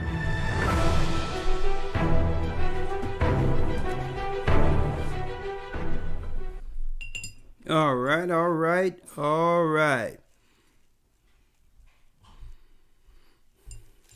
Hebrew and Bible Academy, that's right. We're going to be going into, that's right, the promises of Abraham, breaking down what happened when our father Abraham was born. Okay? And the promises that went from him to the children of Israel. We're going to also go into the New Testament to show you how the Christian doctrine, the exegesis, was to throw us off from the fact that the Most High came for the lost sheep of the house of Israel. That there's no such thing as he done away with his people to replace us with Gentiles, looking to steal the promises of our forefathers through Christian philosophy. We'll be going into that tomorrow. You can't say that the Most High did away with his people to get another people. Doesn't make any sense. How can he have grace for Gentiles and not his own chosen seed? That doesn't make any sense. All right, so we're going to be going into that. We're going to be going into that tomorrow. The promises of Abraham. I'm moving what really happened in slavery to week 5. Why? Because how can I go into slavery and we haven't even gone into the children of Israel yet, being scattered, going into captivity. So I need to go into the promises. Who's Edom? And yes, we even have an Edomite. We even have an Edomite, brothers and sisters. Right? He's of the, the Amalek bloodline who came right on. He belongs to a synagogue who admits that they know that they're from the seed of Amalek. And the rituals and all that happens, an eyewitness personal testimony of them saying they're Edom, which will be highlighted week 4. And then we going into what really happened in slavery. Folks, everything they told us about that time period is a lie. Everything. Tear up everything you've learned on slavery and all that. Just tear it up. It's all a lie. One other thing, and I'm just gonna just to give y'all just a little tidbit. A little tidbit, folks. We believe in our small educational system here in America that all white people enslaved us here in America. I got something for that too. A lot of white people were funneled into the country. That's right, to make cover for the corporations. They were just as poor and destitute. A lot of us here in America were in better case than them. And it's not to absolve or to excuse these white people, because their children began to grow into that same spirit to believe that they were privileged over us. Allow themselves to be used. Yeah, allow themselves to be used with that thought of having black people think that they were better simply because they were white, because they were the great slave masters, knowing that their forefathers weren't in control of nothing. Their immediate families wasn't in control of nothing here in America. A lot of these white people that came from other countries were cast-offs. Their country didn't want them. So I'm going to go into, man, we're going to cover it from every angle. Esau's angle. And, man, let me tell you, folks, the more I go into this history and research it, man, there's no other people like our people. There's no, and I'm not throwing shade on anyone else. I'm just saying, I don't know any other race of people who would have persevered through all this and still come out great, and not understanding where that greatness comes from, but still be great from one generation to the next, excel above everyone. Excel above everyone, with all nations working to suppress and to keep this kingdom down. We still excelled. What nation would have went through this and still excelled? They would have given up already, folks. Week 5. I'm going to tell you. I'm going to hold it there. Hebrew and Bible Academy, go to historytimes.org. Wait till you see the white papers, the research, and what, man. I wake up 3, 4 in the morning. I'm still putting everything together, pieces together on it. And I'm glad I'm not doing it in week 3, because the more I research it, the more comes out. Folks,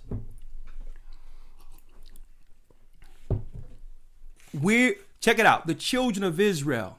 What made Africa great? The children of Israel made Africa great. We're going to go from Africa to America. 70 AD, they took us down.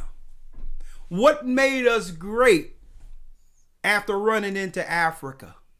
How did we become such a force in Africa? The Most High. From Africa to America, what really happened in slavery? Man, we're the children of Israel, man, and I can see why the nations have inundated us with religion. It's crystal clear that they were looking to disconnect us from that great power that have persevered this bloodline from then until now. Now, historytimes.org. Now, since I'm talking about attire, the kingdom is within us, right? Elder Lawyer, let's go to Romans 2 real quick. Romans 2.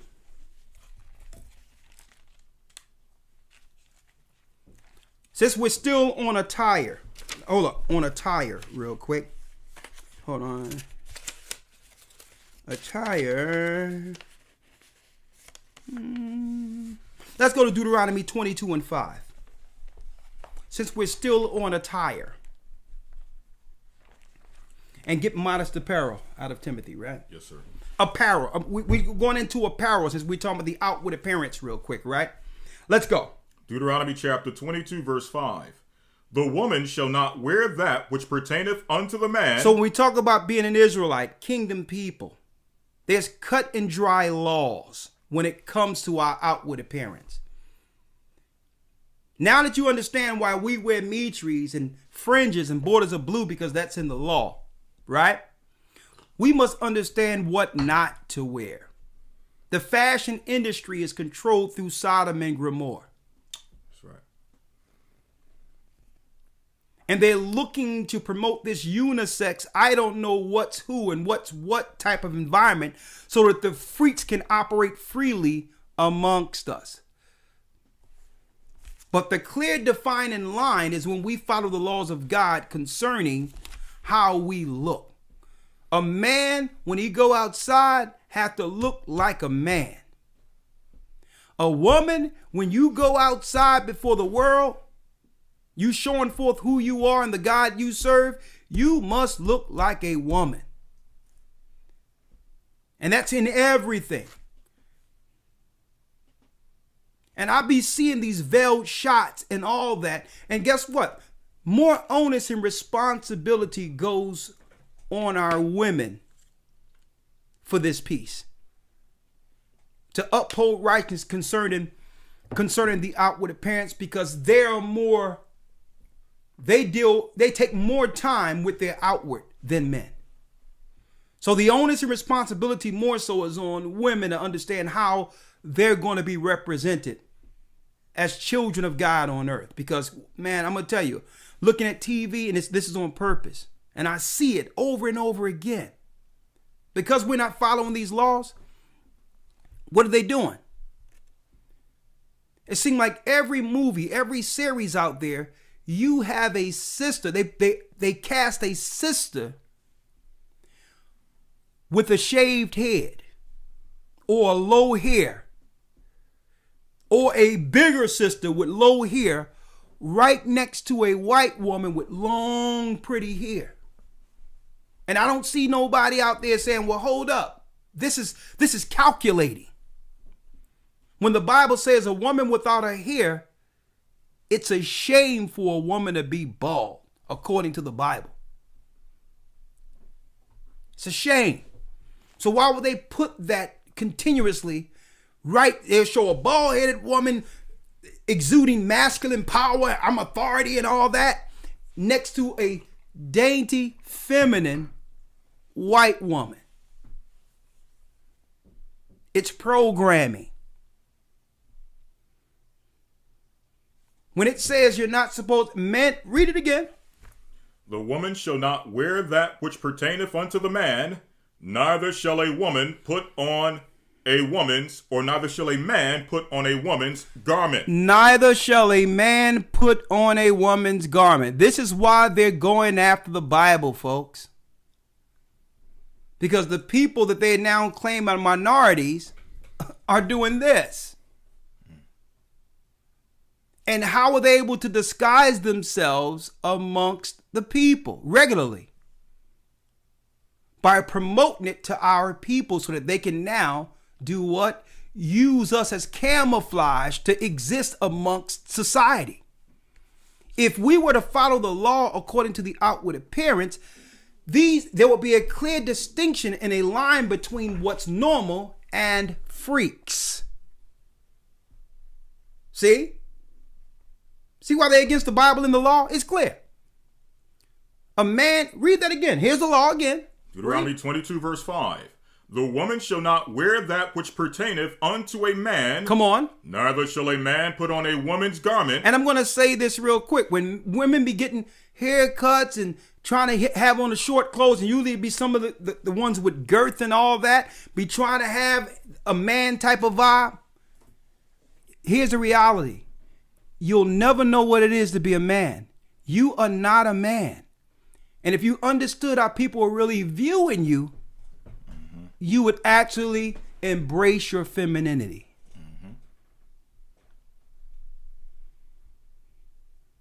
Even the person you run around with who's probably been abused or whatever the case is, and in the society you're gripping up and think that that's a girl or whatever the case is, your girlfriend, they're not even viewing you that way. They're going to operate until they get old enough to understand and grown enough to realize this ain't me. I need me a man. I need a man. Listen, there's no way a man could ever know what it is to be a woman. But this is how the satanic freaks use people, us, as camouflage. Read it again. The woman shall not wear that which pertaineth unto a man, neither shall a man put on a woman's garment, for all that do so are an abomination unto the Lord thy God. All that do so is an abomination to God. This is why they're coming after the Bible. If we tell women when you go outside, listen, be yourself. Be your feminine self before all this other stuff and making yourself up and all that. Why? Because this is how men are using you as camouflage. Okay? If you have all on the stuff and all that and you can hide yourself, now what they do? They'll put on the eyelashes, they'll put on the hair, they'll put on all the stuff, and guess what? They're shaming you. They're shaming you, sisters. Because now they're going to say, even these guys now, it's to a degree where we don't know one from the other. What is that saying about you? Be like, no, but if I tone it down and just be me, he can't be that.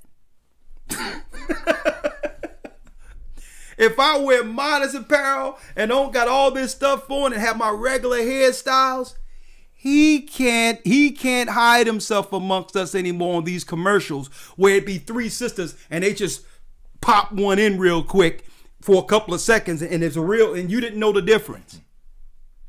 See? This is why they hate the Bible, folks. If you just embrace your natural femininity without all the other stuff, now, like when I grew up in the 80s and 90s, we knew the people who was trying to be women.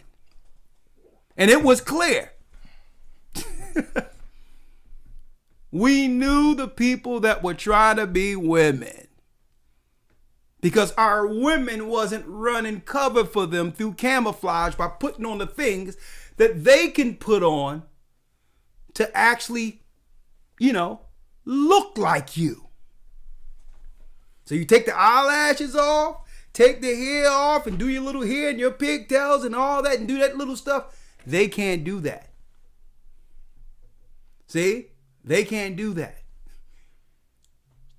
You don't wear all the outlandish clothes. Get modest apparel real quick.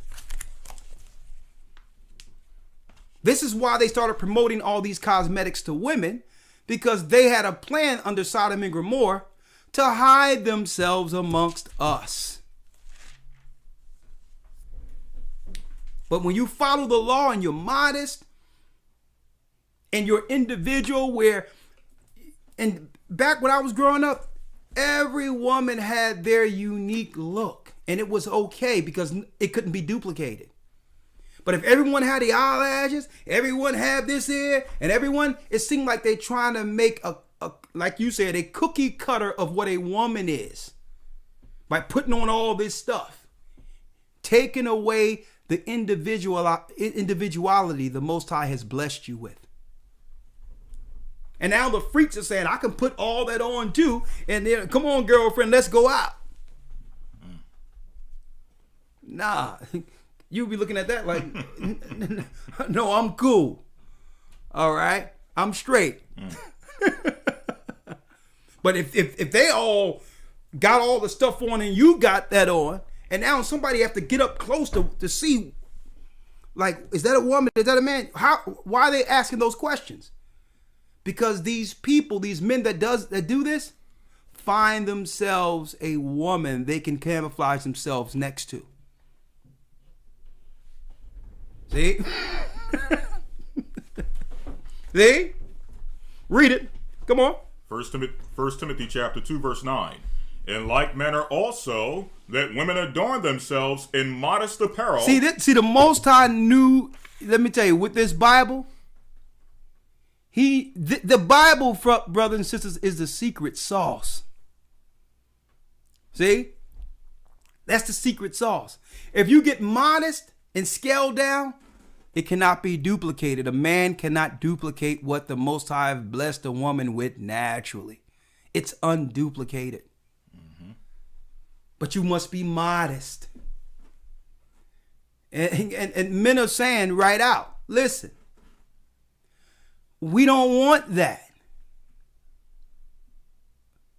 Men are saying, listen, who you are naturally is who men want. Because these other people are coming in. Like, hold up. And our sisters already have strong features as women. So this is how they're able to usually camouflage and push this stuff all amongst our sisters.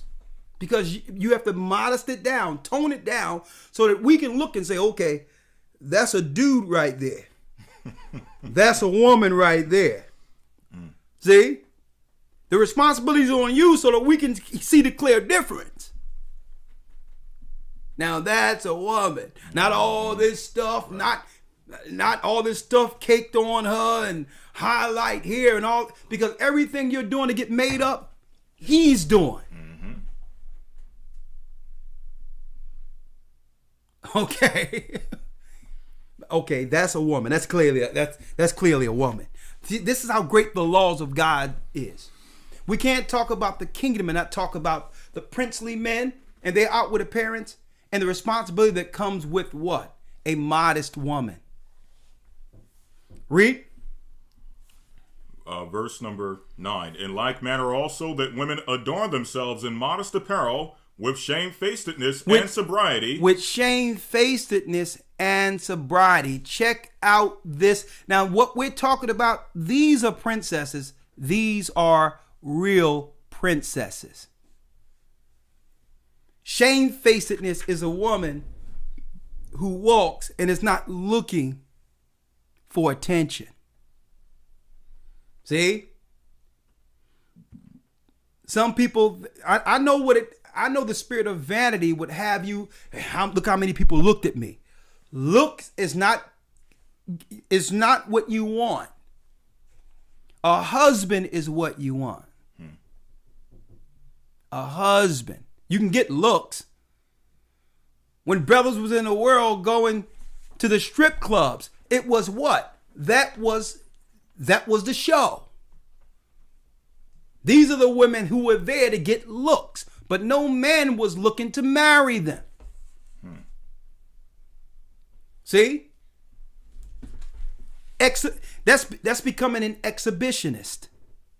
You don't want to be an exhibitionist because men have categories. And if you look like what they went to the club for, automatically men being simple logic people will put you in that category. You're not marriage material. But the modest woman who walks and is not looking for the attention, who don't have to do all that, a man will see her quite differently. But a woman to be out there because understand this competition and say, well, when I'm out there normal, I notice when I put the other stuff on is when men look at me. And it's unfair because they're getting all the attention. Sister, you are winning because the attention you get is going to be because of you. The Most High has done you a favor. You don't want the exhibitionist attention. That's for them. You want the modest woman attention to know that a man is going to love you the way you are. That's why he came to you, because you weren't like the rest. See? The high percentage of people will follow or walk down the street or holler at the exhibitionist. But these are the guys that women are complaining about. See? Don't worry about it. You don't want that type of attention. That's the club attention. That's the stripper attention. See? And not only that, the sodomites can now hide themselves amongst you. See? Finish reading. Not with braided hair, or gold, or pearls, or costly array, but which becometh woman professing godliness. Now, this is what professes this is what a woman is who profess godliness. Read. But which becometh women professing godliness with good works. With good works. With good works. Being a good person, charitable person, helping others. Striving to be a helpmeet to build a legacy with a man. That's success. That's the attention you're looking for. And now, not like the rest of women in the earth, you're setting a standard for yourself. Anyone can get looks. Anyone can get someone to lay down with them. But a modest woman gets a husband. See? If you want to talk about kingdom people, then you have to break it down on either side, right? Mm-hmm. Now, chapter and verse you were at again, Elder Lawyer, they was asking? That was 1 Timothy 2:9. 1 Timothy 2:9. Now, this is not saying that you can't wear jewelry and braided hair. Men love a woman who take care of themselves. Mm-hmm. But brothers and sisters, you must admit, this thing has went way overboard. Mm. And it went so overboard, it's what these other people used to look like in their little exhibitionist shows they had privately when they were by themselves. That's how outlandish this thing has come. You know, people are walking around looking like Tammy Faye. Remember Tammy Faye from where it's a lot all over the place. And you seen her face, and I'm like, man, even growing up, I'm like, man, this woman is weird. And I'm telling you that Jesus and the Lord, and Jesus, and I rebuke the spirit. I'm like, I'm rebuking your spirit. Mm. This woman looks like a Barnum and Belly circus freak with eyelashes out here, and I'm like, this must be a television character. And now the whole world is like that. Putting on eyelashes that hit the door 2 minutes before you get in. No, it don't work like that anymore. Women want to know what a man is and the simplicity of a man, and the same a man wants for a wife. Let's go. Anything else, other way? Yes, sir. Let's add one precept. Let's go. Proverbs 31, verse number 30. Yeah. Favor is deceitful and beauty is vain, but a woman that feareth the Lord, she shall be praised. A woman that feareth the Most High shall be praised. And I know it's like, man, when I put on this stuff, I get all the attention. Yeah, you do. You do. Because the strip club spirit has now been accepted worldwide. But there's no marriages. Mm. There's a trade-off. A guy don't have to pay to go to the club anymore. When women are dressing up like exhibitionists. It's become the norm now. And people, they're not putting two and two together. Women are not saying, well, why men aren't marrying us like they used to? Because men don't marry strippers. Men are simple and logical people where they'll see it and be like, well, okay. They'll sleep with you, which is often all that in of itself. But automatically men have categories in their minds. And you getting looks and attention isn't saying that that person that's giving you looks and attention is going to marry you. Right? Now,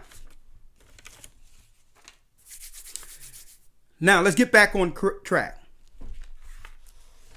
Romans 2. Dealing with it when it says those are without. Getting back into the Israelite context real quick. Dealing with those who are Israel. Who's in the spirit of an Israelite? what are the kingdom people according to Christ? How do we differentiate Israelites of the kingdom opposed to Israelites according to the flesh? Right? Let's go to Romans 2 real quick.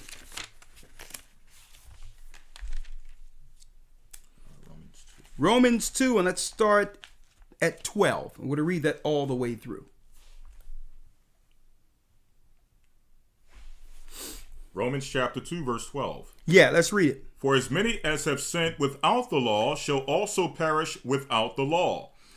So, as many who have sinned without the law shall perish without the law. So this is speaking of sinful people. If they're walking in the earth and they deny the law of Christ and the law of God and continue in sin, guess what? Hell is their judgment. Read. For as many as have sinned without the law shall also perish without law, and as many as have sinned in the law shall be judged by the law. And those that have sinned in the law shall be judged by the law. So understand, when you take on this knowledge of being an Israelite and following the law, the responsibility that comes with it.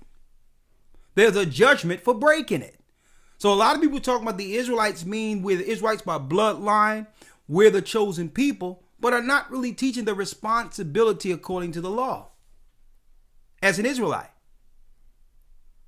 we became Israelites out of Egypt, were strangers in the wilderness, and received the law on Mount Sinai. See? And that's when we became an Israelites. And that's when the Most High said, Moses, give my people this law, which separates them from everyone else. And they are accountable for this, which makes them my chosen people. So if they break the law, they know they're Israelites, they'll be judged by that same law they have broken. See? Now I'm going here because so many people here claim they're Israelites, and they come and they get online and they start looking at all these different groups and all that, which you have the freedom to do so.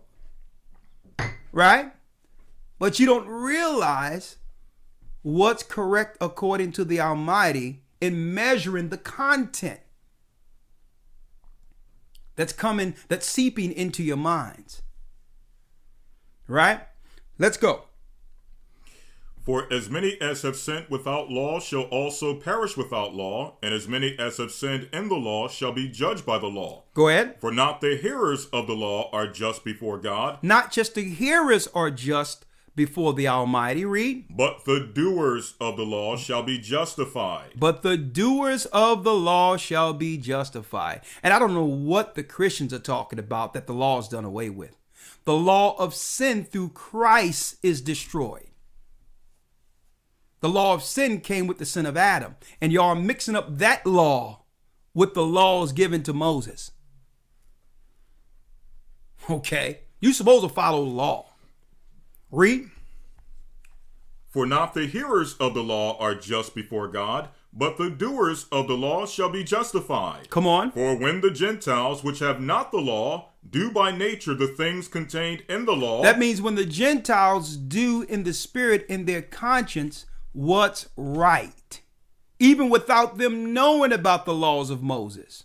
Read. These having not the law are a law unto themselves. Them having not the law is a law unto themselves. Read. Which show the work of the law written in their hearts, their conscience also bearing witness, and their thoughts the meanwhile accusing or else excusing one another.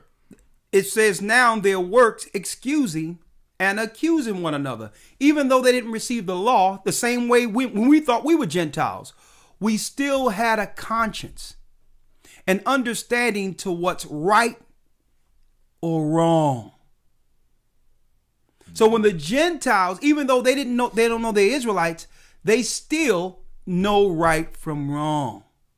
And they're judged, if they do right, they're being judged by a law written in heaven that was given to Moses. They're still following the law without the conscience of it.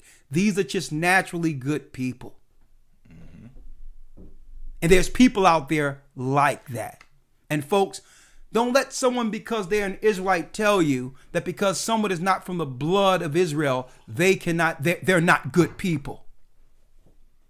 That's unfair. That's evil. That's wrong. Because there's Gentiles out there that without any of this Bible who have a conscience to do good things for everyone. Mm-hmm. They're nice people. I was looking at a video this morning, right? Out of nowhere, sometimes stuff pops up. And I'm like, let me look at this. There was this white guy. He's out there in the wilderness, camping and all that. And he hear a wolf trap. He hear a wolf crying.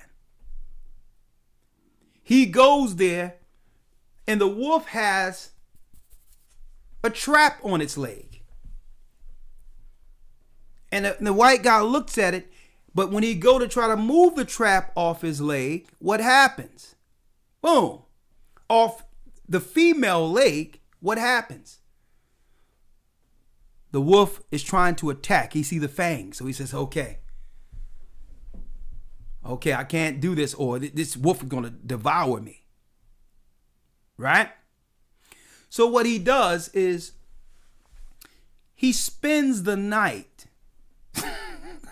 He pitches himself a tent and spends the night in the wilderness next to the wolf. Then the next morning he gets next to the wolf. I'm going to speed it up to let you know where it's going. He gets next to the wolf and he sees that there's milk in the wolf's, stomach. I'm like, hold up, man. She have pups out there somewhere. He pitches the tent next to the wolf, go to a cave, find the puppies. Bring the puppies next to the mother, because the puppies would have died, and they begin to suck their mother. And he noticed a change in the female wolf's eyes concerning him. The mother was concerned for her pups the whole time in the trap. And I'm like, this is interesting to me. So he stays longer. He stays another day, and he gets next and start rubbing the mother's head. And then move the trap off of the mother. Wraps it up and cleans the wolf, the she-wolf. And she's looking at him, right? And it's like she wants him to follow her. And he follows her to a pack of wolves with a male wolves and all that. And none of the wolves touches him. Save the wolf and her pups. I'm going to show you where it goes. He comes back 2 years later just to see what's going on. Folks, comes back 2 years later. And what happens? A bear is coming, is welling on him. He climbs a tree and the bear's trying to get him. And guess who comes to save this white guy? It was the wolf and her pups. I'm like, whoa. Look that up yourself. But I'm saying, you know what? It's something about, it's something when they say in the universe, good in the universe, bad in the universe. And there's just some good people who care not just about other people, but all of the Most High's creation. And it doesn't matter what their race is. It doesn't matter their race. We have to get over that because we as Israelites, and that's why I did the research and I had to really go into what really happened in slavery. Because the devil would like us to look at all races of people outside of Israelites as the enemy, including white people. And that's just not so. You have something, Mr. Lawyer? Yes, sir. Just going into the example of people showing an example of the law out of their conscience, out of their heart. 9 times out of 10, of course, I didn't see the video. I don't know the individual, but 9 times out of 10, he probably didn't read a scripture to come to a conclusion as to what he did. But however, that spirit of compassion and mercy, even upon creatures, is in the Bible. It's in the law. The book of Deuteronomy. Here's an example, 2 examples. Deuteronomy 22, verse number 6. If a bird's nest If a bird's nest chance to be before thee in the way in any tree or on the ground, whether they be young ones or eggs, and the dam sitting upon the young or upon the eggs, thou shalt not take the dam with the young. But thou shalt in any wise let the dam go, and take the young to thee, that it may be well with thee, that thou mayest prolong thy days. So there's laws protecting creatures in the Bible. And it says it'll prolong your days. The Most High give you longer to live on earth if you take care of the animals. So if you see some eggs and the mother have died and it's a perch and the nest done fell, it was our responsibility under the law to bring those eggs in, hatch those eggs, and raise the birds. And then let them go free when they get of age. That was our responsibility under the law with nature. Go ahead, that's it. And go ahead, other lawyer, you got something else? Just one more precept. Yeah. Go ahead. Proverbs 12:10, a righteous man regardeth the life of his beasts, but the tender mercies of the wicked are cruel. But the wicked is cruel. They destroy animals. They're evil. They're wicked concerning all creation. But the righteous care for all of the Most High's creation. Now, and I'm sure that guy I mentioned, Elder Lawyer, didn't know the laws of God. Right. But the laws of God was written in his heart. He knew that the right thing to do was to save that wolf and save her puppies. That's a good person. That's a good person.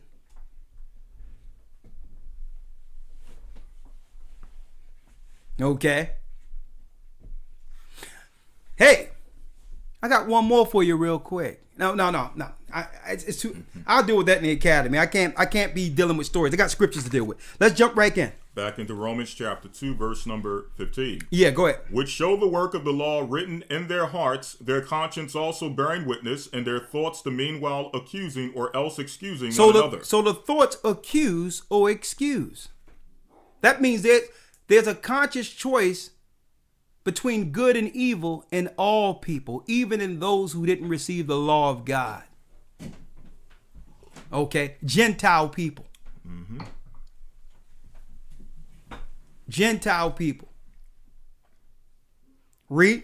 Mm-hmm. And if I can mention as well, it also shows that what Paul was explaining, starting in Romans 1 all the way up until Romans 2, is that no one is without excuse when it comes to the Most High's righteousness.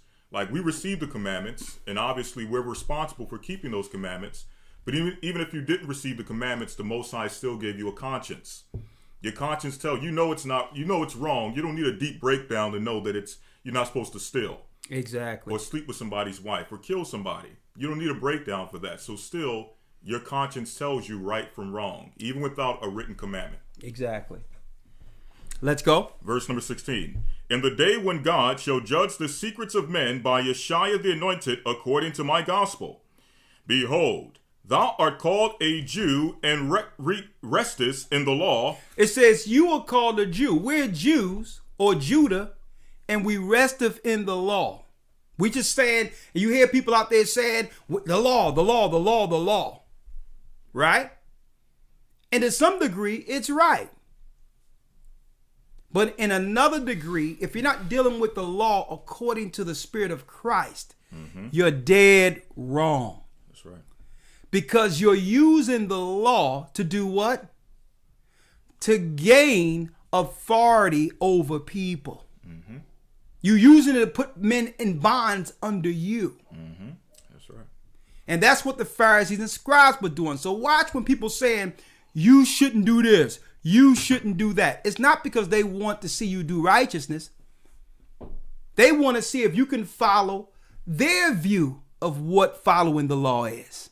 And automatically that puts you under their subjection. See?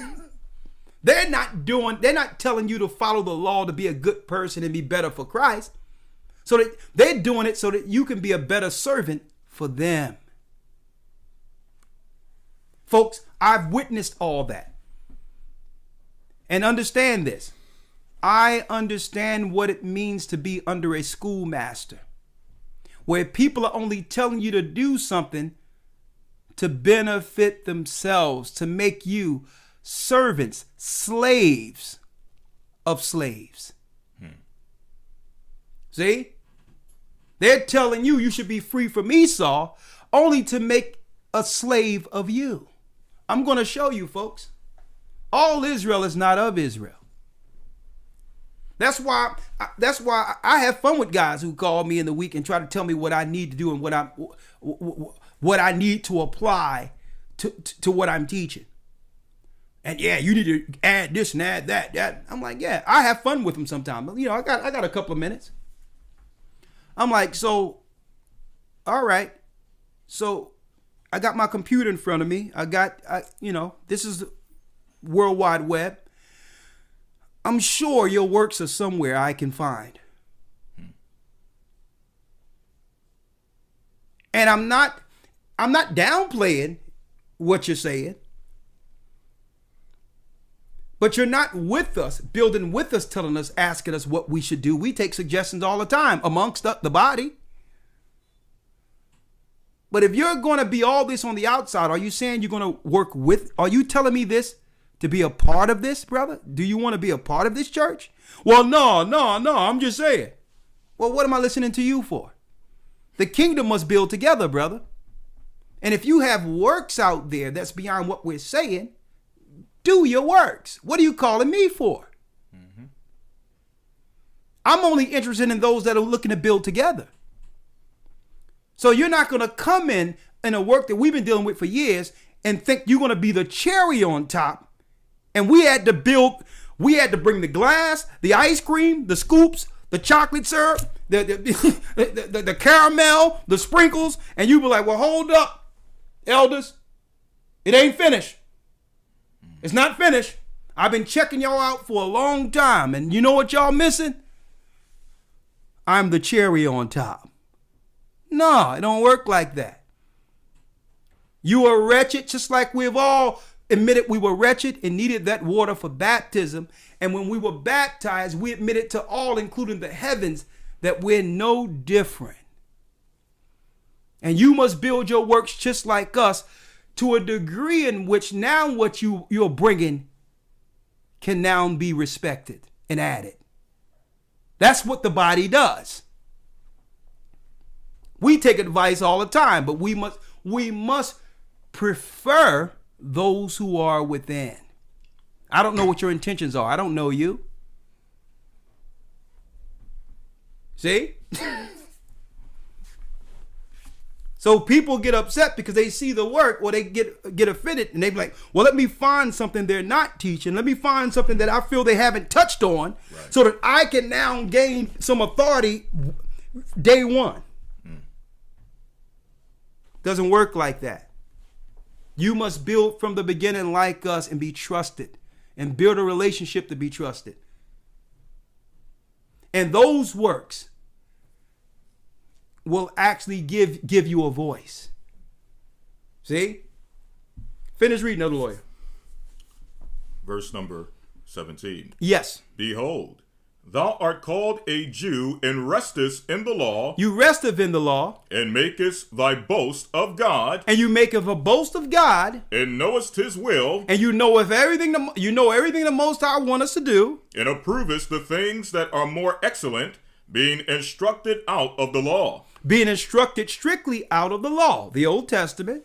And art confident that thou art thyself a guide of the blind. And you are confident that you can guide those who are in darkness. A light of them which are in darkness. An instructor of the foolish. A teacher of babes, which has the form of knowledge and of truth and the law. So you have people out there that have the form of the knowledge and truth.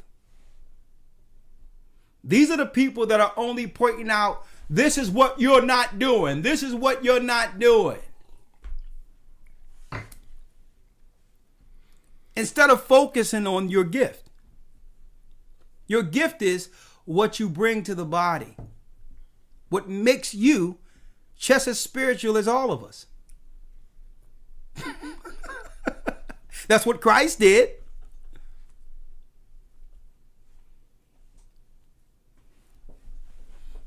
That's what Christ did. You can't talk to a person only to try to figure out how you can gain the moral high ground over them. That's Pharisee. That's Pharisee. Oh no, well, yeah, brother. I understand what you're saying, but you know that's off. That's off right there. That's off. No. Sometimes you have to conversate with people and just have them be the conversation or whatever the case might be. Mm-hmm. And I had to learn that too. I was raised and I learned I was an Israelite under Pharisee doctrine. So I know the difference. I'm going to point that out in a moment. I know the difference in being in Christ and understanding the law according to Christ, and being an Israelite according to the flesh.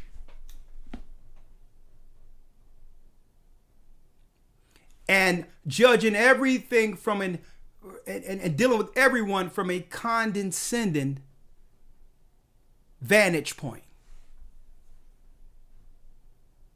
That's the spirit of a Pharisee. I got it, and you're not going to get.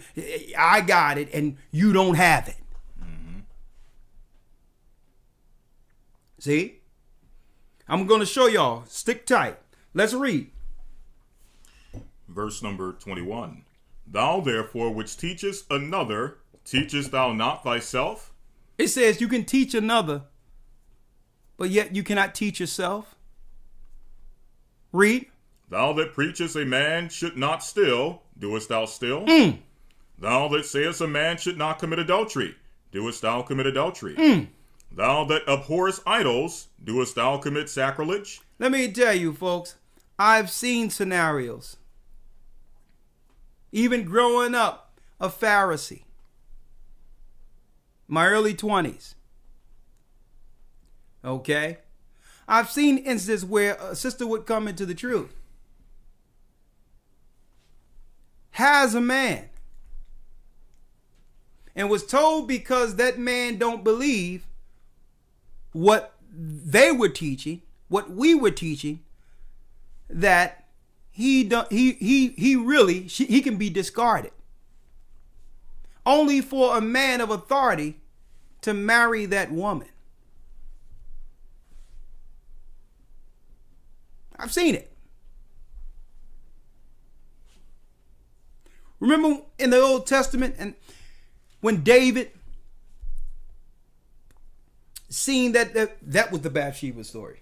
I mean that was the Bathsheba story. That was Bathsheba. Abigail was the one with the king. Yeah. He seen Bathsheba and had to have her, and put her husband on the front line infantry to die so that he could be justified in marrying her. That was in the law. I've seen it in the fact. I've seen being a Pharisee growing up as an Israelite when it was at its height, before on the streets and all that. I was there. Okay. General, all that. And I've seen people justify, because a God don't have the truth, I can marry his wife. He doesn't exist. He's off. Convince her to leave only to marry her. Okay? You should never, if someone don't believe, husband and wife, and their husband and wife, were they living together, I don't care what someone joined. You're not supposed to tear a husband and wife apart, even if one is adamant against it. That's wrong. That's wicked. That's evil. That's wicked. That's evil. If you have an unbelieving husband or an unbelieving wife, and if they leave, you're not in bondage in such cases. But you can't have it a rule that if this person don't come in at this amount of time, by this amount of time, then you're justified in leaving that, and I'm going to match you with someone who believes what we believe. That's against the Bible. Let's read it real quick in Corinthians. Yes, sir. 1 Corinthians chapter 7,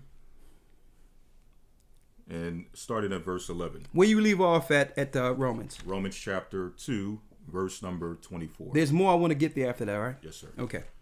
1 Corinthians chapter 7, I'll start at verse 10. Read. And unto the married I command you, yet not I, but the Lord, let not the wife depart from her husband, and if she depart, let her remain unmarried, or be reconciled to her husband, and let not the husband put away his wife. Jumping down, verse number 13. And the woman which have an unbelieving, or a husband that believeth not. So if a woman have a husband that believeth not, now this is the New Testament. Israelites everywhere teach the New Testament.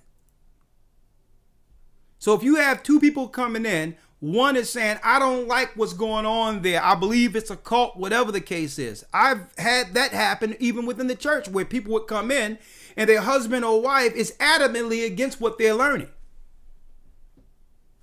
And I refer back to scripture. And the woman which hath an husband that believeth not. If you have a husband that don't believe. And he be pleased to dwell with her. But he still love his wife. He don't believe what we're teaching. They will find until she began to go online and find something outside of his home. Okay, he's not the one that has changed. She's the one who has changed. Read. Let her not leave him. Let her not leave him. Let her not leave him. Okay. He's this and he's that. He's this, he's that. Or she's this, she's that. That's the same person that was fine before you found this. That person hasn't changed. You have changed. Be patient. Be patient. That's a weaker vessel when it comes to this. If one who's caught up in a fault, him that's being weak, restore such a one in the spirit of meekness, considering thyself, lest thou also be tempted. If you have somebody that's weaker in the faith or don't understand, it doesn't mean they don't love you. Your actions on how you deal with this transformation could win that husband, could win that wife. That's a kingdom. How can you build a kingdom splitting things up? Right? So it's in the Bible. You don't say, because this is where that cult mentality comes in. Where now you have someone who comes in with the authority you believe have the spirit of the Most High, and they crazy. They're off. You don't separate a family. You give them the knowledge and counseling to stay together. Go back to Romans real quick. Romans chapter 2, verse 24. Yes. Or verse 23. Read it. Thou that makest thy boast of the law, through breaking the law, dishonorest thou God? For the name of God is blasphemed among the Gentiles through you, as it is written. It says your name, Israel, is blasphemed among the Gentiles. You think the other nations can't see this awakening? But yet we claim to hold the law, and they read the law and say, well, hold up. These guys are claiming to be Israel, but they're breaking the same law they're claiming they're upholding. Okay, how can you have a law in your church that say that people that if they don't convert in a certain amount of time, that the husband and wife should divorce? That means your law is above God's. How can you be out there cursing people out, calling our sisters all types of names and all that, and don't think the nations aren't looking at that saying, well, hold up, they don't even have any respect for their women. They don't have no respect for their women. Our women are they're beyond out of control. We understand that. But the men are well beyond control either. Also. And it's a back and forth thing. It's a back and forth thing with each other. But yes, you have brothers out there. Let me tell you, folks, I probably have to save this for the Israelite doctrine in the academy. because there's so much.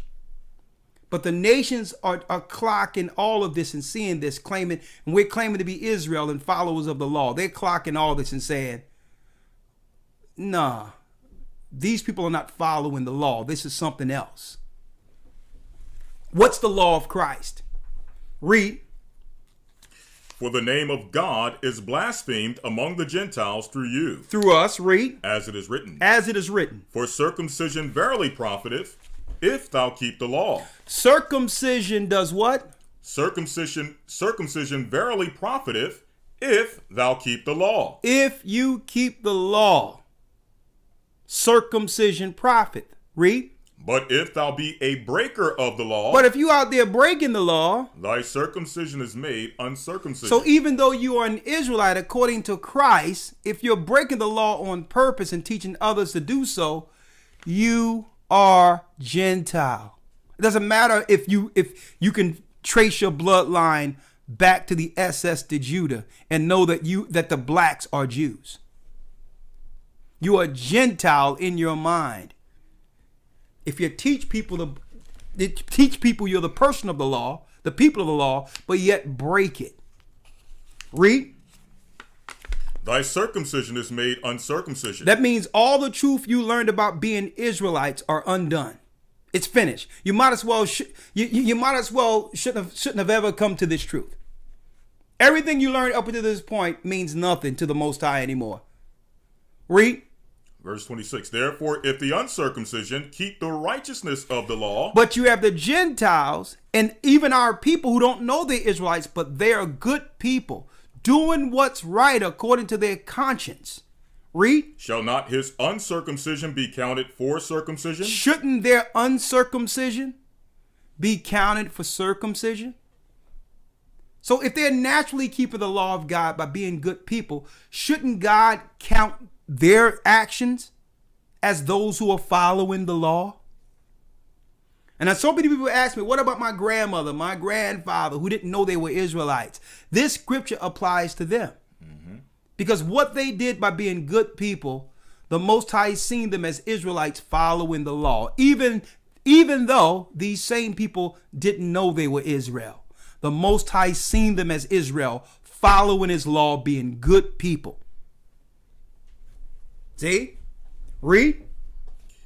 And shall not the uncircumcision, which is by nature, if it fulfill the law, judge thee, who by the letter and circumcision doest transgress the law? So shouldn't that same law judge you now like it did our forefathers?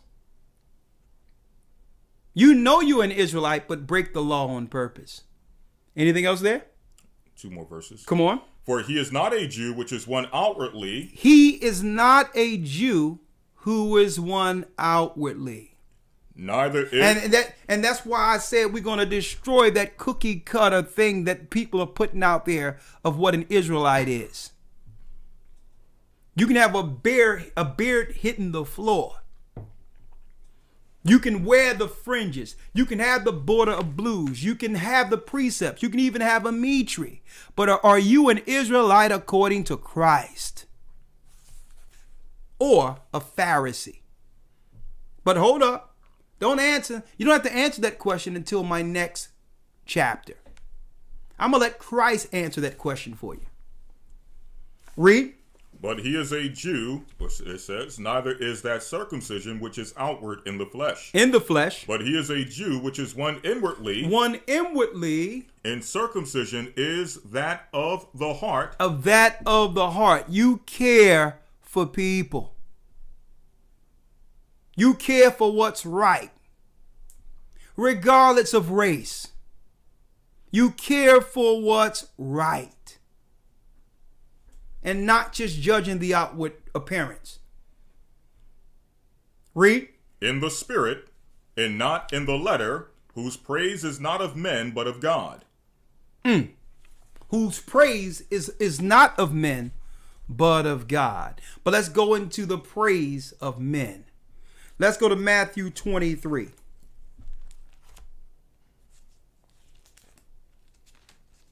Before you get that, let's go to Galatians 3 and 23.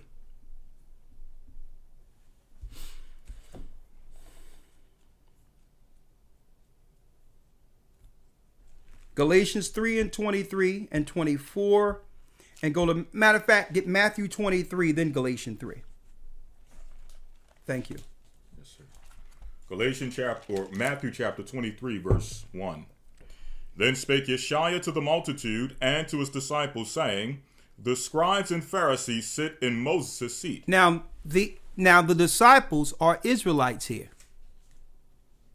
Christ took the leaders of his kingdom. That's right. They were prophesied to be the leaders, the 12 pillars, the 12 disciples, and said, look, let me show you the Pharisees and scribes real quick. Let's now teach you the Israelites you are not to be. Read. The scribes and Pharisees sit in Moses' seat. He says the scribes and the Pharisees sit in Moses' seat, which means they're lawgivers. Read. All therefore whatsoever they bid you, observe, that observe and do, but do not after their works. But do not after their works. He says, when they go into the Torah and they show you the laws and all that, follow that. But don't do after their works. Okay? Do not do after their works. Read. For they say and do not. Because they're telling you what you should and should not be doing. But I know. When the temple's closed, they're out there doing all types of stuff. Okay? So when they teach in the synagogue and they drop all the laws and all that, listen to that. But understand you're learning from hypocrites. That's what he was telling the disciples, folks. And folks, I'm going to tell you right now. Man. Whew.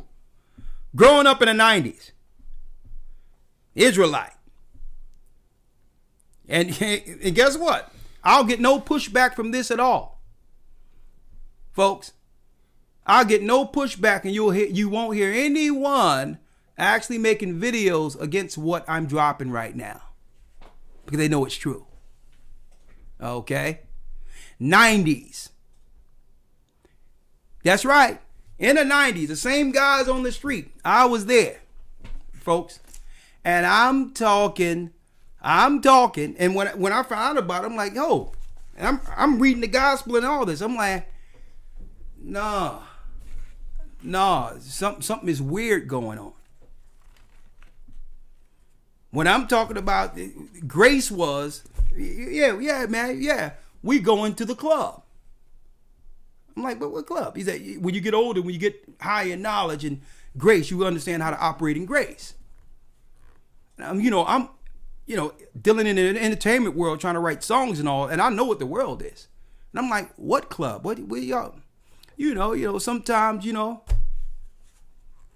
it's about, it's about the meat, the flesh, meat. I'm like, what? I'm not, you talking about the pole thing? Well, it's not, you ain't on that level yet. I'm like, yeah. Okay. All right. And you'll never get, I'll never get pushed back with that, because guess what? They'll teach and they'll go to where the people I was talking about earlier are dancing. Okay? And that's the truth. Now, when it comes to doctrinal wise, this is what Christ was talking about. Is what they're teaching according to the law, is that correct or incorrect? That's correct. Thou shalt not kill. Thou shalt not steal. Remember the Sabbath and keep it holy. All that stuff is right. But don't do after their works. Don't do after their works. That's what Christ is talking about. Listen to what he's saying here. Look at what he's showing. Read. Verse 4. For they bind heavy burdens and grievous to be borne. They'll come down on you for breaking one law. And lay them on men's shoulders. And they'll make you feel like you have scorched the earth, have destroyed mankind with breaking one small law. Read. But they themselves will not move them with one of their fingers. But yet they won't hold themselves to the same standards. Okay. Read.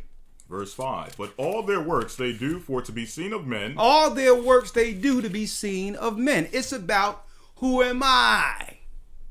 My position with God, and I'm this person in command, and I'm this spirit. I'm this. I'm reincarnated from another dimension, and I've come here to save Israel. Instead of just saying, I'm children of slaves. I'm a humble servant of Christ. I'm a sinner. I need saving. It's all about this greatness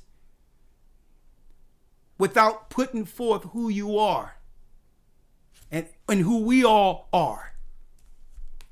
Wretched.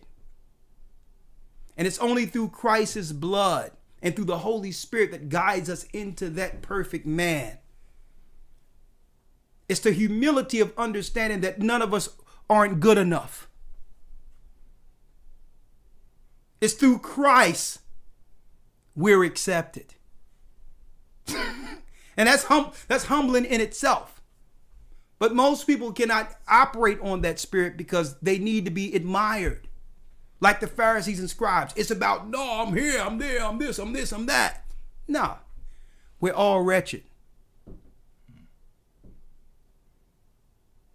Even when we fight against what's wrong with us and do right, the wretched thought still exists. Those are our thoughts. See, even though we choose to do right and follow righteousness, we cannot overcome the thoughts.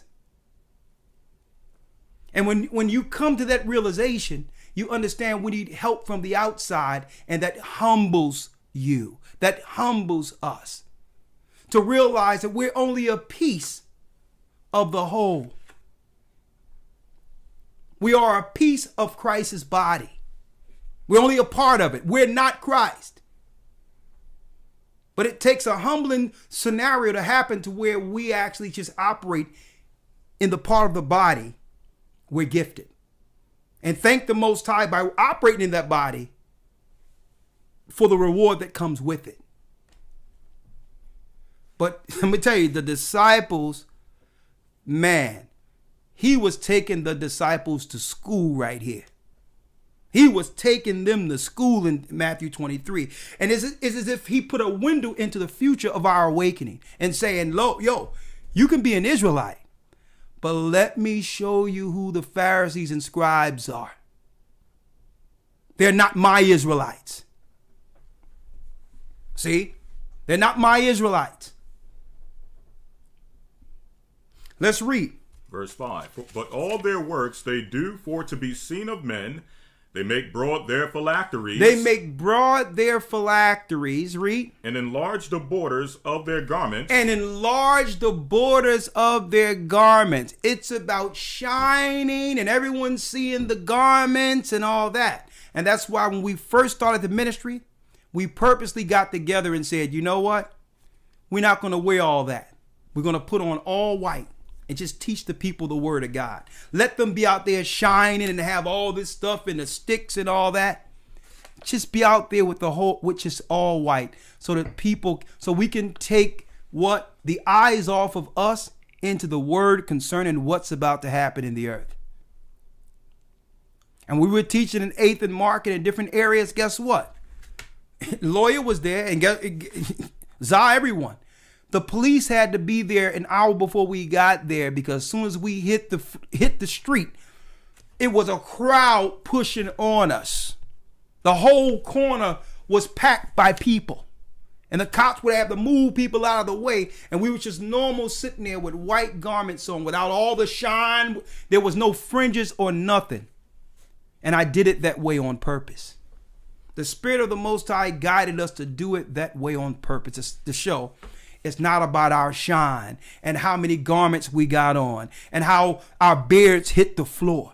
The people just want to understand the word of God. They want to understand him.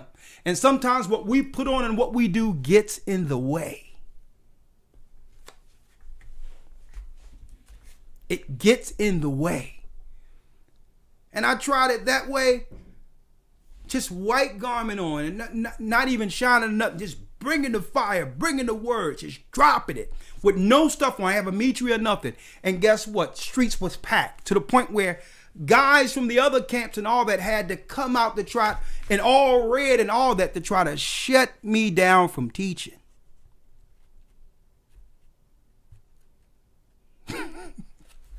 And what I was teaching, I was on the street teaching, not only I was an Israelite, but the power of baptism. That being an Israelite could puff you up because you have more knowledge than our brothers and sisters who haven't learned this in our neighborhoods. It can puff you up to make you believe you're better than them. The Most High said, go out there, you teach baptism, and on top of teaching baptism, you teach them a judgment is coming. And that eventually we will be moved again. That we'll have to flee, we'll have to be someplace else because judgment is coming to Babylon. And you tell my people to repent, be baptized for the remission of sins, and you teach the Jews and the Gentiles for the kingdom to come. And don't worry about it. They're going to make their face harder than yours. They're going to come against you. They're going to say all types of things against you. Just do it. Because an Israelite is not what you put on. An Israelite is in you. It's your bloodline. It's the heavens it's the heavens communicating. And Jerusalem, our mother, calling for her children. It's all of those spirits operating at once, calling Zion, calling Israel home. Just teach that. I didn't have all the flamboyant stuff or nothing. I just on the street with white on. And guess what? It was resonating. It resonated to a degree where this ministry is today. See? Y'all don't know the stories. Of course, in the academy, I'm going into it, Israelite doctrine, to go into it, that journey. And guess what? I thank the Most High because I understand now what it means. Hold that. And read Galatians 3:23. Galatians chapter 3, verse 23. Read. But before faith came, we were kept under the law. We were kept under the law. Read. Shut up unto the faith which should afterwards be revealed. It shut up to the faith which is afterward would be revealed. Who was revealed? Christ. It was shut up, the true understanding of what it means to follow the Most High. Even when Moses received the law, it was still limiting. It was limiting to us. It wasn't complete until Christ came and began to put the rest of it in his disciples. So it was deeper than just what you had on and how you looked. The letter. Read. 24. Wherefore the law was our schoolmaster to bring us unto Christ. That's why I wouldn't change a thing. I wouldn't change a thing, even my upbringing under Pharisees and scribes. Because why?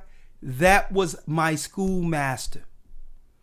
You don't know Christ unless you first learn the law and what it means to be under Pharisees and scribes. Before the disciples were chosen by Christ, they were under the power of the Sanhedrin, respecting the synagogue, the Pharisees and scribes. The law is our schoolmaster. That's step one. That's first grade. That's first grade, folks. That's grade school. The law is our schoolmaster that brings us to Christ.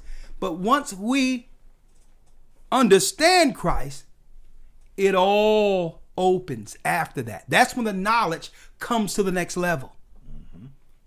Where it's deeper than doing just the do's and don'ts. See? That's when learning the Bible becomes exciting.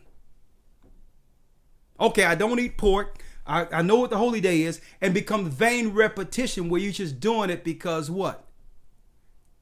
It's more ceremonial according to the flesh than the knowledge expanding beyond your acts in the flesh. It becomes vain repetition. Okay, I go to the Sabbath. I go to Holy Day. I do this. I go speaking. But you never progress to that level of Christ. You just stay on the same level. See? But when you understand that law is the schoolmaster, it is a step. But then Christ, with his unlocks the truth of that law and what it means when it comes to judgment. Not just judging this earth, but what we can't see. It opens up the next level of the Bible. See? The law is our schoolmaster to bring us to Christ. The law wasn't made to put us under bonds of men. The law wasn't given to us for that. So that now they can say, well, you're no longer a slave of Esau, but serve me. The law wasn't made for that. Christ made to set us free. He gave us the law to set us free from Egypt. It's after we were free from Egypt, only to be bonds to slaves. You be released from the white man, and now you're serving man. You're serving Israel now. You have to be free to serve the living God. Not through bonds, not someone using the law as a battering ram to keep you under them. I'm going to show you this. Christ breaks that down. Let's go to Matthew. Let's go to Matthew 23 now. St. Matthew chapter 23. Read. Verse number 6. Come on. And love the uppermost rooms at feast, and the chief seats in the synagogues, in greetings in the markets. They love the high places. To be seen on stage above everyone else. And see, and that's why purposely what we did, even for the Passover, when we have tables. Now, of course, we have to have security because sometimes, of course, if we teach the truth, there's threats out there and all that. So I have to watch myself security-wise in public. But brothers and sisters, this is why when we have Passover, and anyone can tell you we at the Passover, I'm sitting, Elder Lawyer and others are sitting on the floor with everyone else at a table. We're on the floor. Passover day, everyone can see my table, we can see their table, and I'm not on. Now when I teach, everyone have to see it, so I have to teach it. But when it's time to eat and to sup and to break bread, I'm on the floor with everyone else. Read. Verse 8. But be ye not called rabbi. Be ye not called rabbi, teacher. Now, we're called who? Elders, because these are positions that are allocated under the apostles. Every office that is allocated or that's given out in this church is according to the offices Christ gave the disciples. Read. But be ye not called rabbi, for one is your master, even Christ. Master. That means someone putting themselves in some high position. I'm this, I'm third, I'm this, I'm that, I'm comforter, I'm that.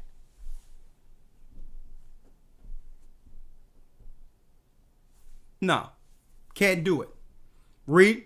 And all ye are brethren. And all ye are what? And all ye are brethren. He told the disciples, all ye are brethren. Never lose your humility. Learn under me. If anyone could have came to this earth and showed some forth of authority or position, it would have been me. Operate in the humility you've witnessed. You have people that's going to use this understanding and use this knowledge to do what? To put themselves as some type of savior. When the saving comes in the whole as a kingdom. It comes through your humility. It comes with your love towards your fellow man, those that are within and those who are without. Read. And call no man your father upon the earth, for one is your Father which is in heaven. Come on. Neither be ye called masters, for one is your master, even Christ. Come on. He says one is your master, even Christ. That's right. Our leader sits on the right hand of the Father. That's our leader. That's right. Read. Verse 11, but he that is greatest among you shall be your servant, and whosoever shall exalt himself shall be abased, and he that shall humble himself shall be exalted. But woe unto you, scribes and Pharisees, hypocrites, for ye shut up the kingdom of heaven against men, for ye neither go in yourselves, neither suffer ye them that are entering to go in. And this is the hypocrisy of Pharisees and scribes. They're not going into the kingdom themselves, but they'll shut it up for people who wants the kingdom. See? Christ said what? Be baptized for the remission of sins. That's your entry. That's your first step towards the kingdom. And they'll tell people that you don't have to be baptized.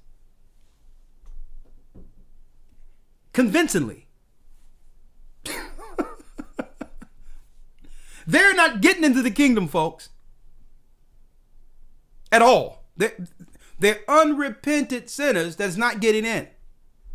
Rejecting Christ's baptism and telling everyone else that they shouldn't do that. That's Christian.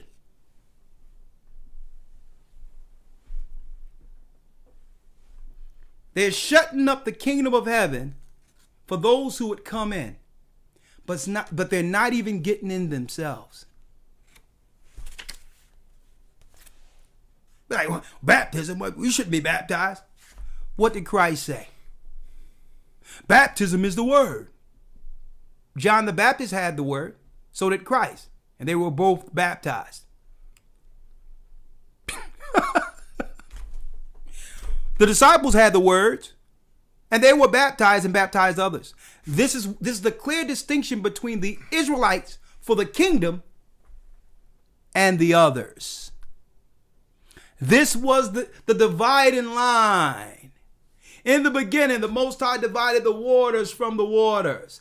That he saved us through water coming through the Red Sea. That would always be the defining line between the Israelites who would get into the kingdom and all others. That was the dividing line. So when people are coming into the knowledge of truth or whatever, before they can get any knowledge from anyone, they have to ask certain questions like, what is your take on baptism? And don't let them try to claim this is the GOCC thing. Because Christian churches were baptizing before there was a gathering of Christ Church. And the disciples baptized before that. Right. So you have to watch how they can move the ball when you're asking them questions. And if they say that they don't acknowledge the baptism as the entry for the kingdom of heaven, at that point, anything they do teach you, they sit on Moses' seat. Anything they bid you do, but don't do after their works. So if there's something good you can learn in the law concerning them, it's all good. But know you're speaking with people who aren't getting into the kingdom of heaven. You cannot teach the kingdom people and not show the people who are shutting the doors for those who would come in. The kingdom is within you. And these same people have the power to change. They have the power to say, you know what? This is not a hill I'm going to die on. Christ said to baptize, let me just make a public proclamation that we will baptize everyone in our church for this kingdom, and will baptize going forward. But pride won't allow them. Because why? If you're viewing things through the flesh, you're going to say, well, I'm not going to do it because GOCC does it. when we're not the people who commanded this. Pride won't allow you. Just like the Pharisees and scribes, when they seen John baptizing, even though they seen something going on, a movement happening, they could not yield themselves to it because they didn't want the people outwardly to acknowledge, to see them acknowledging that they were no different than the rest. They felt it was an attack on their authority. So they denied it. Even though they seen after that a clear difference in the earth when it came to the understanding of the Old Testament, Christ's teaching. They witnessed it and still denied the baptism. Finish reading, Elder Lawyer. Verse number 12. Come on. And whosoever shall exalt himself shall be abased. Whoever shall exalt themselves above the power and ministry of Christ shall be abased. Read. And he that shall humble himself shall be exalted. Read that again. And whosoever shall exalt himself shall be abased, and he that shall humble himself shall be exalted. And he that humble himself, he told the disciples that one of the greatest attributes you'll have amongst others is your humility. People will understand what an Israelite is, not just outwardly, but inwardly. It's not about how big your mouth is and how loud you can shout and how you can point to what's wrong. Who in this earth now cannot point to what's wrong? It's the love you show to others. Your humility will separate you from those who claim they're Israelites. Read on. 13. But woe unto you, scribes and Pharisees. But woe, destruction unto you, scribes and Pharisees. Hypocrites. Hypocrites. For ye shut up the kingdom of heaven against men, for ye neither go in yourselves. He says you're shutting up the kingdom of heaven for men. You're not giving them the entry point that was shown to John the Baptist and was shown to my disciples. You're stopping them. You're in the way of Christ. Read. For ye neither go in yourselves, neither suffer ye them that are entering to go in. You're not going in, and because you chose not to, you're making a doctrine to stop God's people from making it. You're becoming a stumbling block before them with your doctrine. Because if you said it, they would do it. With all the authority you're using Christ's name to do what? To teach against my baptism. When that is the distinct, clear line between those who were Christ's disciples and all others. Pharisees, scribes, and others. Read. Verse 14. Woe unto you, scribes and Pharisees, hypocrites, for you devour widows' houses. You devour widows' houses. And for a pretense make long prayer. And for a pretense you make long prayer. Therefore ye shall receive the greater damnation. Therefore you shall receive the greater damnation. Folks, I'll go into this more. I think I'll do this like week 9 of the Academy, Israelite Doctrine. But folks, you can't make this up, folks. We had a thing, growing up Israelites, where at the end of each prayer, at the end when we pray the Lord's Prayer, you had to pray what? And face the 4 corners. Face the 4 corners in your prayer. Yeah. Y'all don't know this, do you? While the smoke was going on, you had to face the 4 corners. Then I did the research even back then and realized that King Manasseh did this, an evil king of Judah, where he began to pray to the 4 winds of the heavens. It was witchcraft. And that's why Christ came and said, no, nix all that. This is how you pray, disciples. Our Father, which art in heaven, hallowed be thy name. Thy kingdom come. Yeah, you can face the east if you would like, but guess what? Say this prayer. That's right. A lot of y'all don't even realize this. I mean, when I go into Israelite doctrine, I'm going to break the whole thing down because guess what? A lot of those practices is still being upheld in this world today under the guise of Israelites, where people would stand up and don't even have the history that was King Manasseh praying to the four winds of heaven. Straight pagan prayer.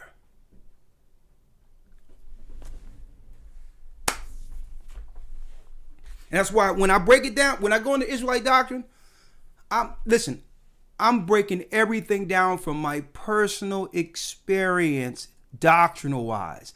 I don't have to point out a person and who they are personally and all that. I'm not even going into that. Doctrine. Because a lot of our people are caught up under that witchcraft and believe that that's synonymous with what God and Christ meant for their people. King Manasseh prayed to the four winds of heaven. So they have the smoke going up with the incense and they're praying like that to the four winds of heaven. King Manasseh, do your research, do your history. Guess what? With this lesson, we're breaking a lot of you free too. Because I know that a lot of you in these that's out there, y'all have been a part of that and wanted to ask, well, what was this about? I couldn't find this anywhere in the Bible. Look up King Manasseh praying to the four winds of heaven. That's what you're doing. Let's go. Verse number 15.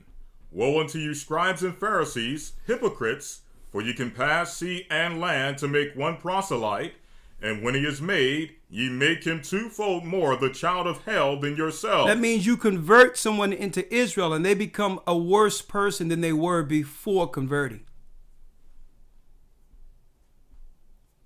They become worse people.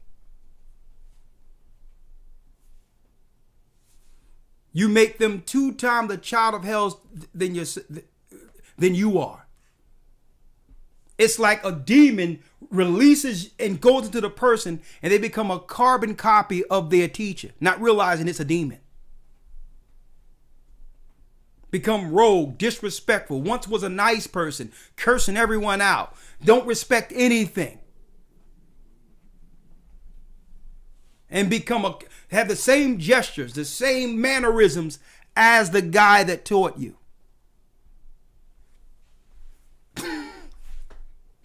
Demon possession is what that is. Read on. Verse 16. Woe unto you, ye blind guides, which say, whosoever shall swear by the temple, it is nothing, but whosoever shall swear by the gold of the temple, he is a debtor. Ye fools and blind, for whether is greater, the gold or the temple that sanctifieth the gold? And whosoever shall swear by the altar, it is nothing, but whosoever sweareth by the gold that is upon it, he is guilty. Ye fools and blind, for whether is greater, the gift or the altar that sanctifieth the gift? Come on. Whoso therefore shall swear by the altar sweareth by it, and by all things thereon. And whosoever shall swear by the temple sweareth by it, and by him that dwelleth therein. Come on. And he that shall swear by heaven sweareth by the throne of God, and by him that sitteth thereon. Woe unto you, scribes and Pharisees, hypocrites, for ye pay tithe of mint and anise and cumin, and have omitted the weightier matters of the law. That means you'll follow the law of tithing and all that, which is part of the law.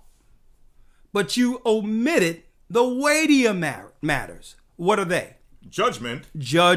Mercy. Mercy for people. And faith. If you don't have these 3, the others are void.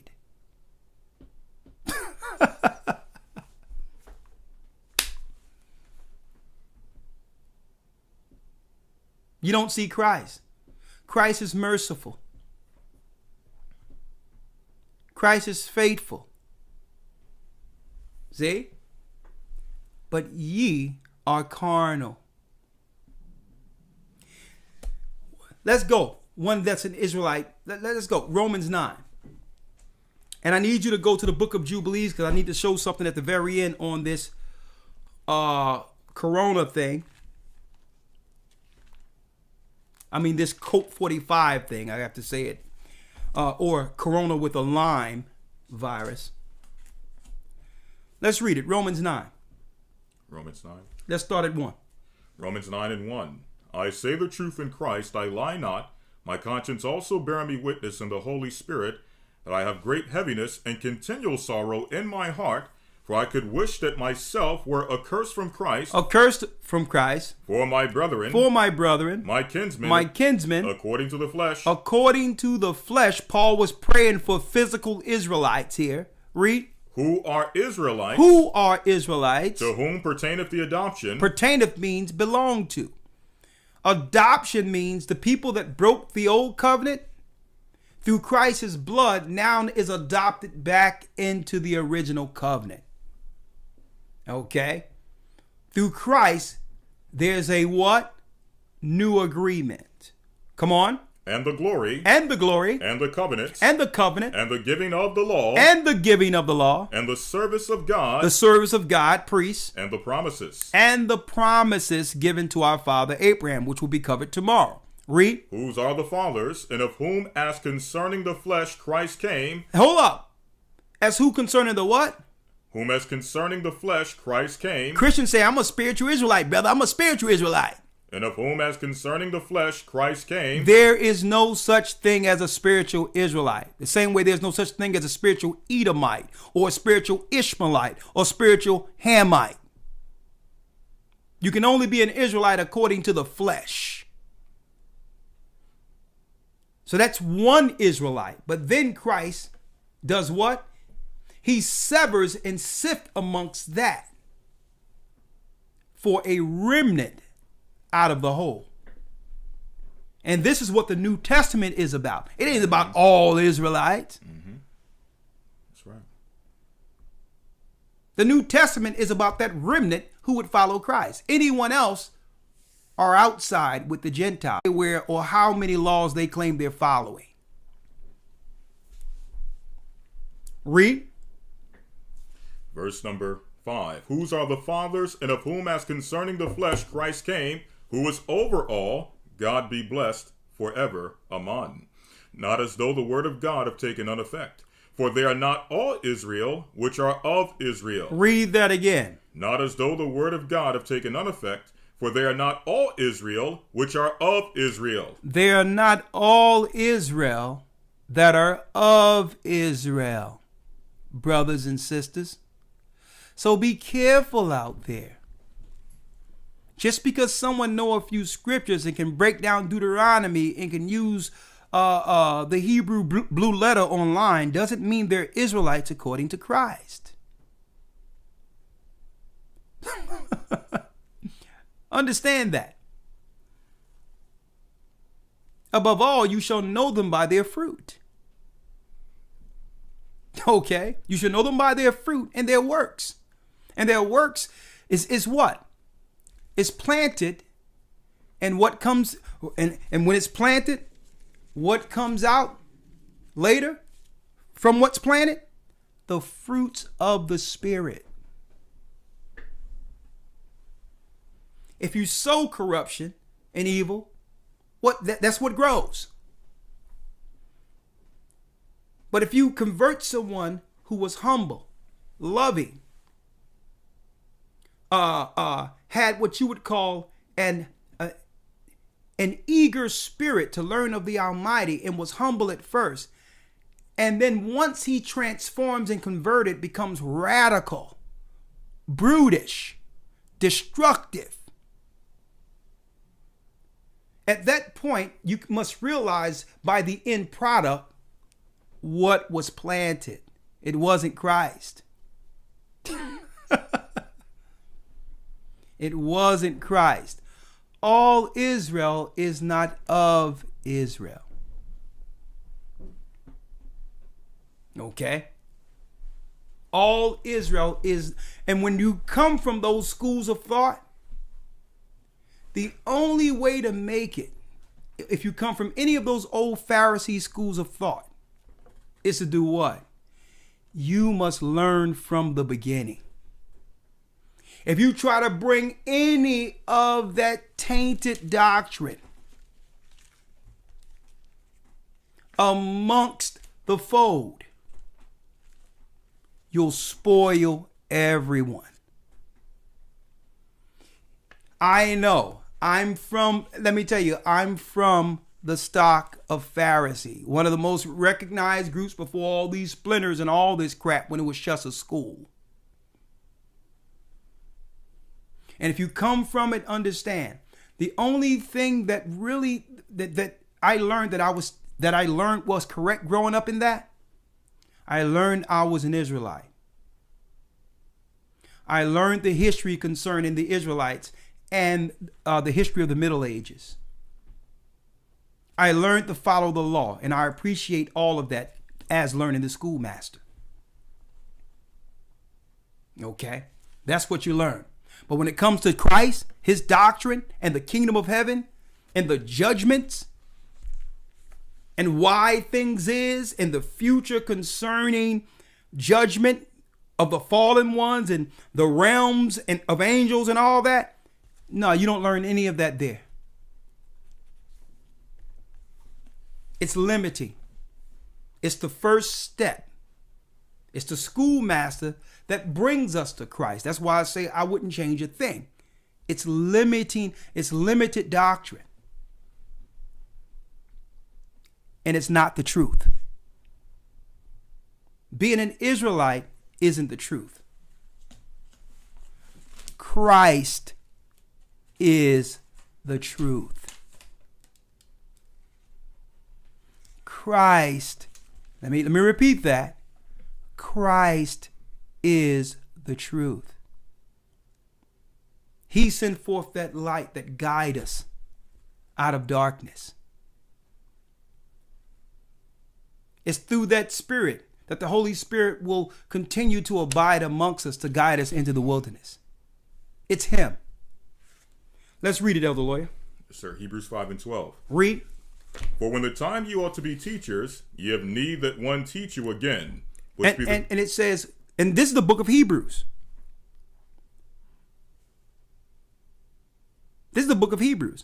Now, if you an Israelite with other doctrines and all that, who better to sit down with you and go through with you in it than someone who understands what you're teaching and have gone through it? See? Read it again. Because why? When someone comes from those particular groups, you're automatically taught that you must be acknowledged as some level of authority after learning under that. That's part of the programming. But no. Nicodemus was high priest. And what did he do? He snuck out at night to learn the true doctrine of Christ. He snuck out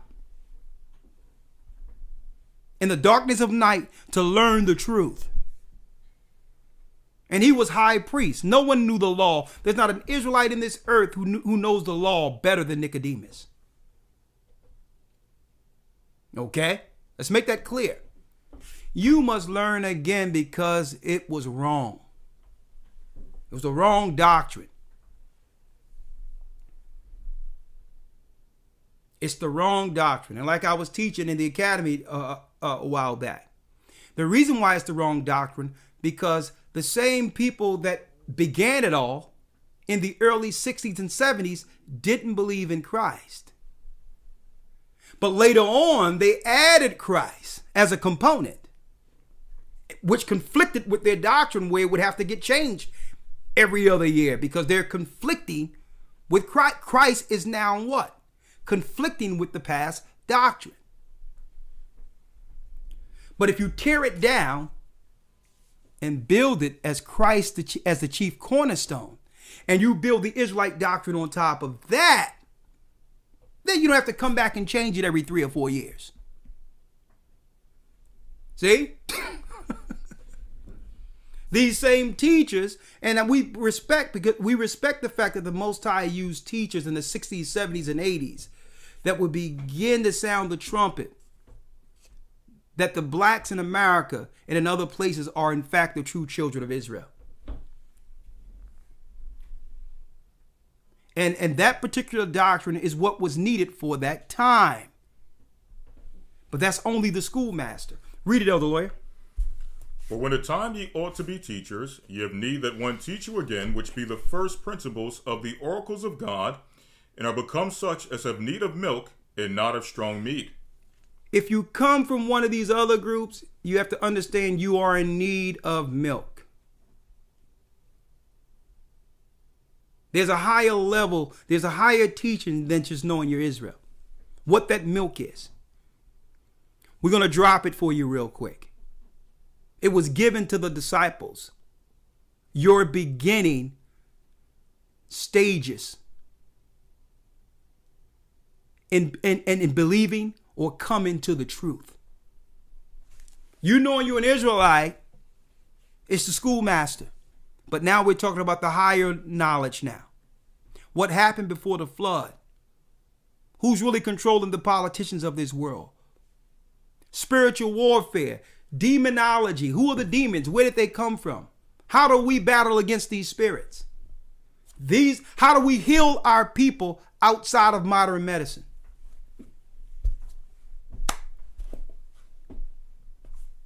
See? Finish reading, Elder Lawyer. Yes, sir. If I can mention as well, even the knowledge of who Christ is all throughout the Old Covenant. That's what the book of Hebrews was about. Because Israelites were questioning, how can he be he's the high priest, but he's from Judah. He's the king. And then also he's the sacrifice. How can this one man be all these things? And they had to lay it out and show them that, listen, you got to learn again. Everything you learned from the Old Covenant has to be relearned with the understanding of how Christ fulfilled it. Exactly.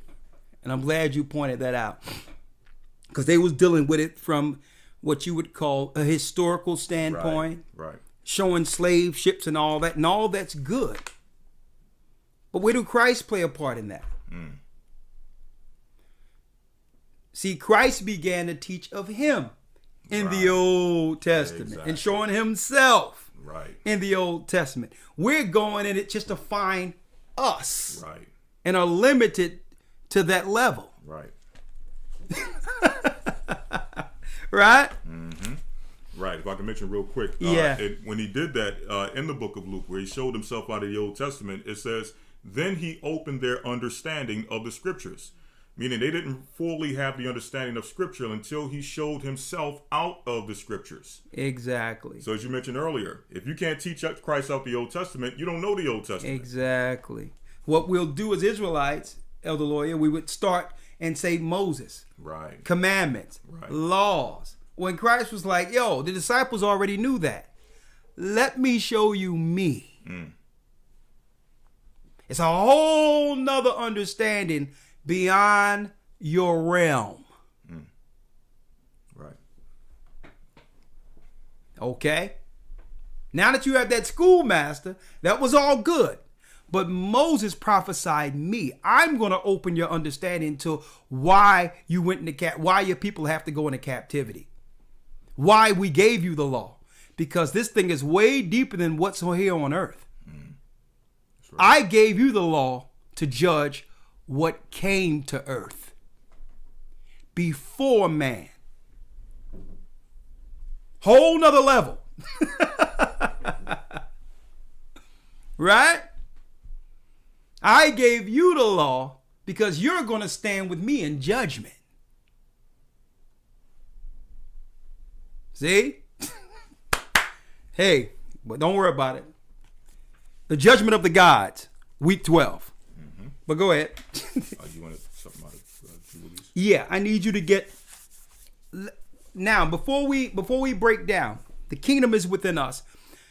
I wanted to go into when Christ says, as the days of Noah, then shall the coming of the Son of Man be. to show you what was going on right after the flood. I read this before, but I wanted to now deal with it from a different angle. Okay?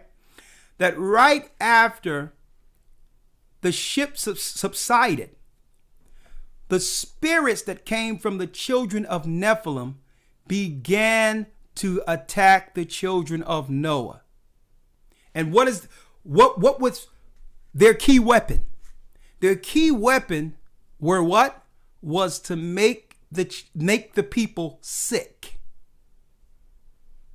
Folks, all sicknesses are demons. Listen to me again. All sicknesses are demons. So when someone come to you with the science to say, I'm going to shoot something in you so that you'll build immunity against it, understand, they're shooting a demon in you. They're shooting a demon in you. They're giving you a trace of the sicknesses. Sicknesses comes from who? Demons. Mucus is a demon. So now let's go into the sicknesses according to the Old Testament of what we're suffering today, so that we can highlight how we as spiritual people, children of the kingdom, should battle against this weapon. What weapon? The weapon that they are rolling out. It's a weapon. When you have some guy reading from a cue card saying, I'm going to have 100 million of these rolled out for the people, as if this is something we should welcome. Folks, it's a weapon. It happened before. They're demons. Sicknesses are demons. Let's read it. The book of Jubilee. Jubilee chapter 10 verse 1. And in the 3rd week of this Jubilee, the unclean demons began to lead astray the children of the sons of Noah, and to make them err and destroy them. And the sons of Noah came to Noah their father, and they told him concerning the demons which were leading astray and blinding and slaying his sons' sons. And he prayed before the Lord his God, and said, God of the spirits of all flesh, who has shown mercy unto me, and has saved me and my sons from the waters of the flood, and has not caused me to perish, as thou didst the sons of perdition. For thy grace has been great towards me, and great has been thy mercy to my soul. Let thy grace be lift up upon my sons, and let not wicked spirits rule over them, lest they should destroy them from the earth. But do thou bless me and my sons, that we may increase and multiply and replenish the earth. And thou knowest how thy watchers, the fathers of these spirits, acted in my day. And as for these spirits which are living, imprison them and hold them fast in the place of condemnation, and let them not bring destruction on the servants of thy sons, my God. For these are malignant, and are created in order to destroy. And let not them rule over the spirits of the living, for thou alone canst exercise dominion over them. And let them not have power over the sons of the righteous from henceforth and forevermore. And the Lord our God bade us to bind all, and the chief of the spirits, Mastema, came and said, Satan came and said, Lord, Creator, let some of them remain before me, and let them hearken to my voice, and do all that I shall say unto them. For if some of them are not left to me, I shall not be able to execute the power of my will on the sons of men. For these are for corruption and leading astray before my judgment, for great is the wickedness of the sons of men. Verse 9, and he said, let the 10th part of them remain before him, and let 9 parts descend into the place of condemnation.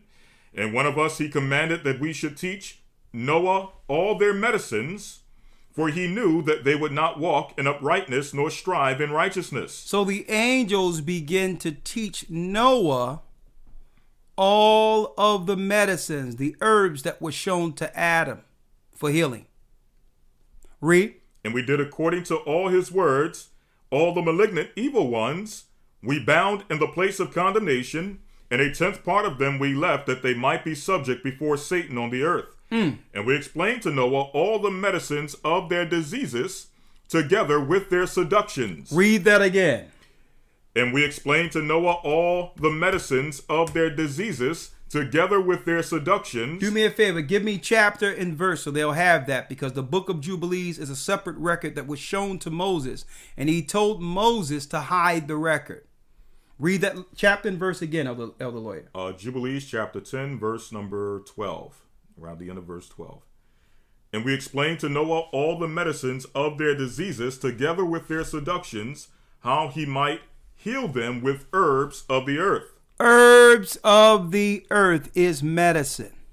What they're doing in these doctor offices isn't medicine. You don't take something that gives you side effects. That isn't medicine. That's sorcery. That's demonic possession. They're putting all types of serums. These are the demons and the serums that were given from the sorcerers and all that back then, to put mankind under subjection.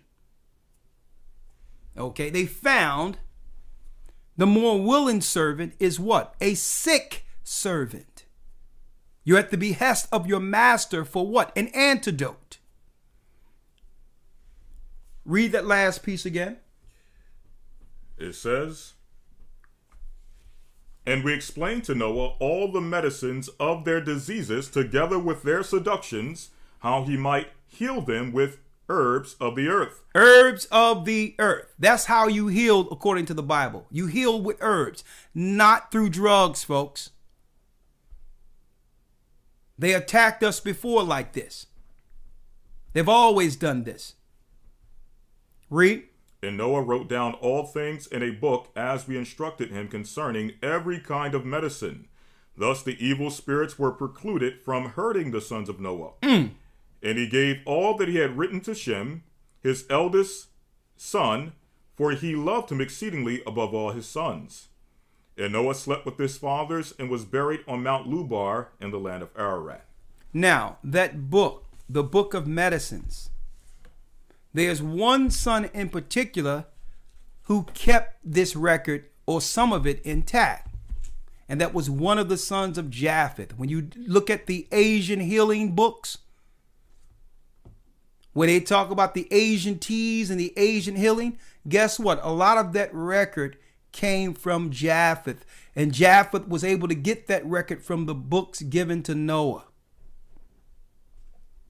That's our records given to our father Noah, that they're taking the credit for it and trying to say Buddhists and all this other crap. No, the records of Asian medicine came from us. That was the book that was given to Noah to ward off, to heal his sons after the flood, who were being attacked by sicknesses, demons. Okay? That's right. The Asians also have the same story, where instead of, guess what the guy named who was saved on a piece of wood in Asian culture? They call his name You. Noah, they call him You. Why You? The same story of the flood the Asians have, who are Japheth. Okay? And guess what? All the Asian herbs were a part of the records the angels gave Noah. I have books all over here of healing. We ordered books. We have them right behind us of healing, because those were the records the Most High gave us. There's herbs in the earth every day, folks. Why do you think, folks? Why do you think that these devils out here named dandelion in the weed family? It grows everywhere. Them little white cotton balls, it grows everywhere. Or the yellow flowers when you go along the road. Dandelion root heals everything naturally. And the Most High had it grow in the earth like weed. There was a guy who made a testimony that the doctors told him to take chemotherapy. He had 6 months to live.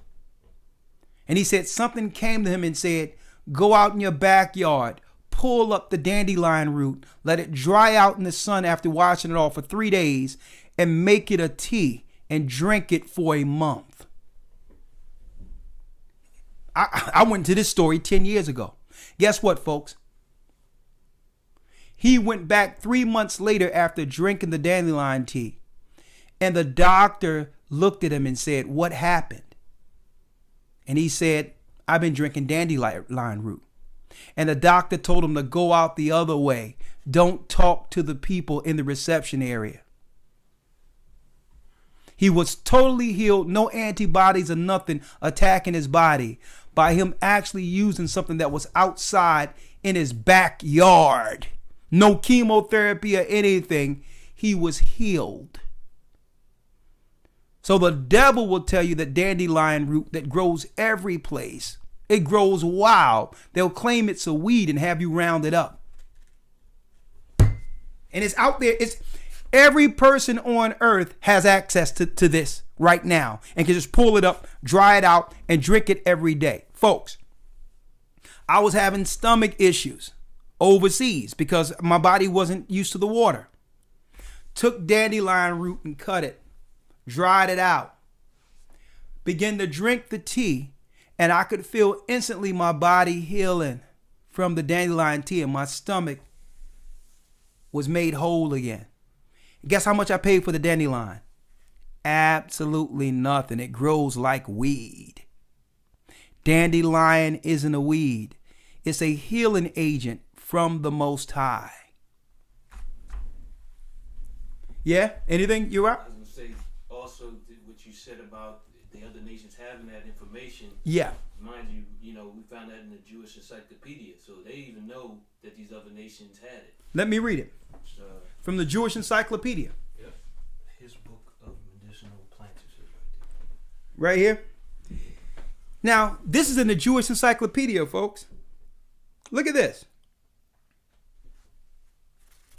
His book of medicinal plants.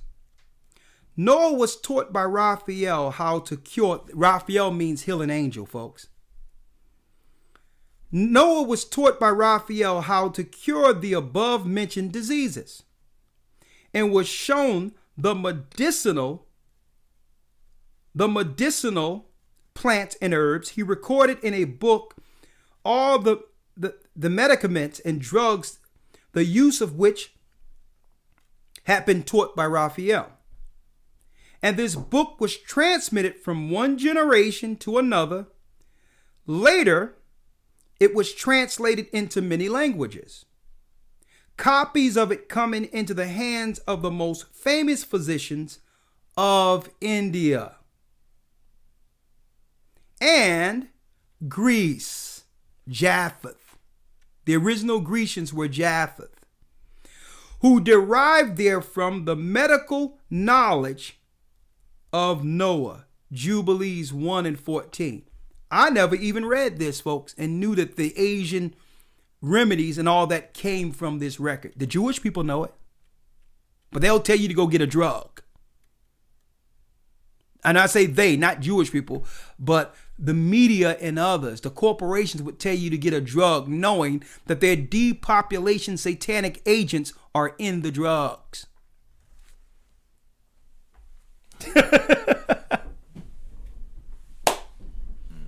We have the records. I was having stomach issues not because my body wasn't adjusted to the waters. And guess what? Went and cut that dandelion root, had it dry out for 3 days, and I would just make myself some tea with honey, and you can feel it immediately healing my organs. It was healing my organs. I could feel my organs healing. And see, the disciples were, when Christ said, listen, you go out there and you heal the sick, you do this, you do that. Part of the knowledge of healing the sick is knowing what the Most High put in the earth to heal us. And on top of that is laying on of hands and casting a demon out of people. So when people ask the Gathering of Christ Church, what do we think about people being stuck with needles and all that? This is our stance. Let's do what Noah did. Let's do what our forefathers did, being a kingdom, being Israel. Why don't we do what Christ would do and the disciples did? The herbs of the earth.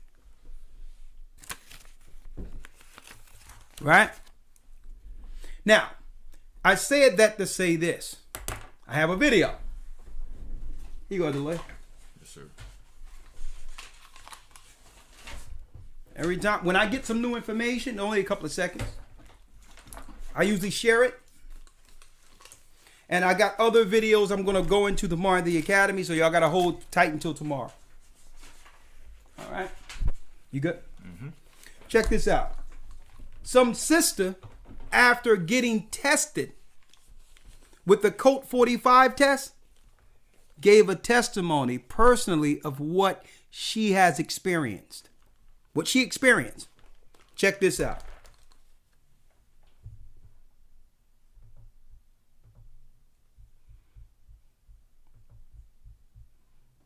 You guys better leave them damn tests alone. That's what you...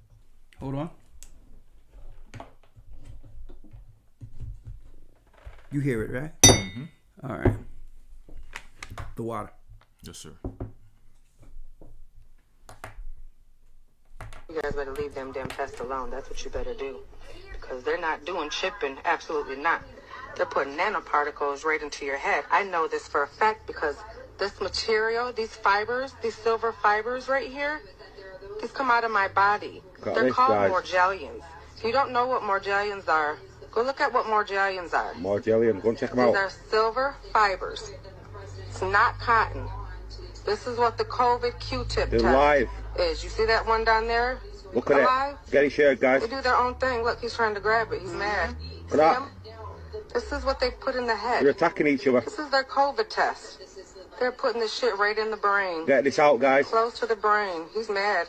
Look, see him? He's getting mad. See, Get it you out guys before it think gets I'm removed, lying? guys. Showing you Look at it live. moving Look by at the state of itself. that. Getting mad. Moving about, look. Look. Look at Watch this. this now. Watch this. Get it. It's moving by itself. Your rock is moving by itself. When they stick that stuff up in your head, they're actually putting particles, Magellan particles, that's causing a level of transhumanism. Threads are being developed. She said she pulled this out of herself after the test.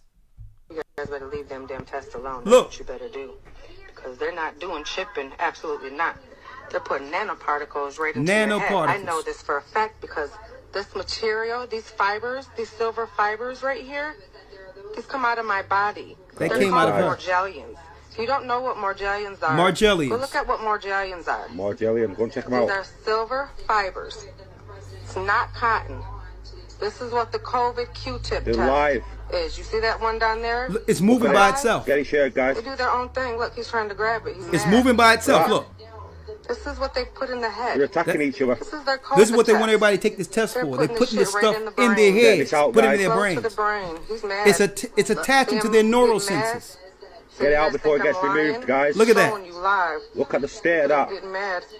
Moving about, look. Putting nanotechnology in Watch the this now. test. Watch this. Get it. Look at that.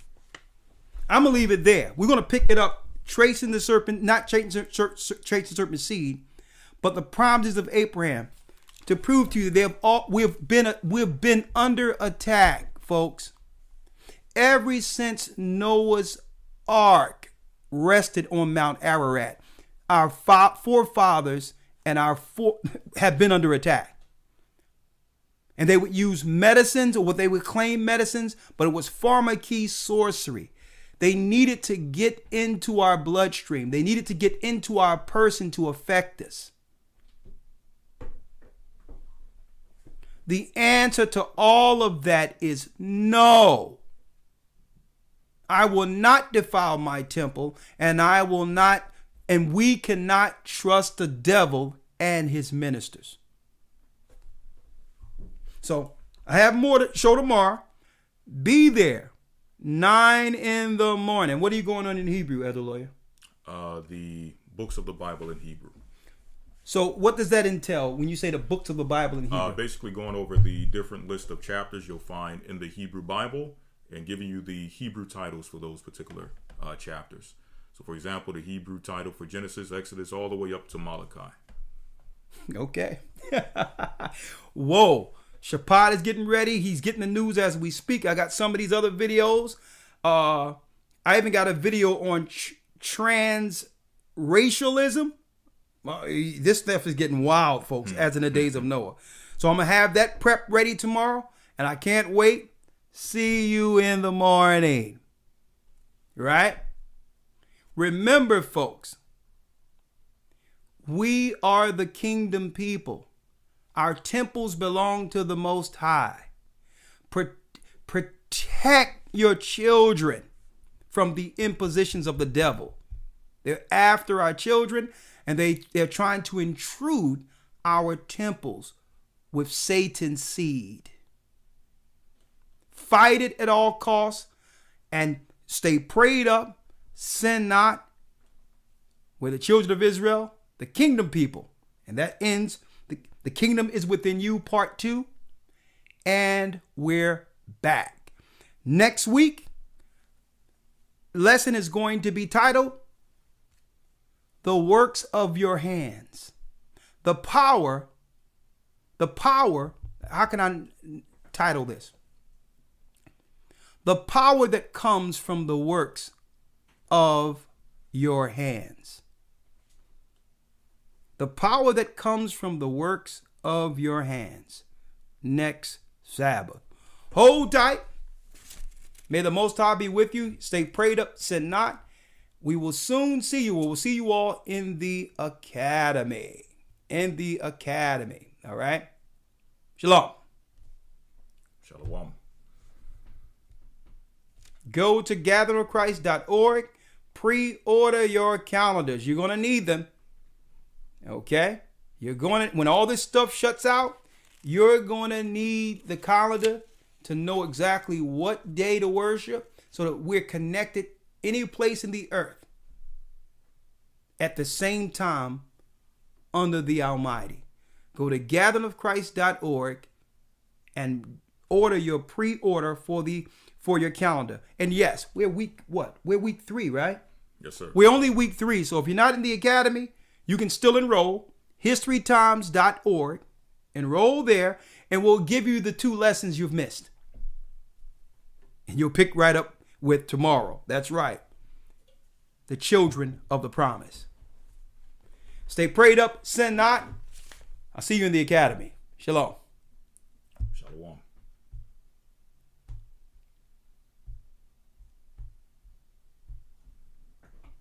Tell a friend.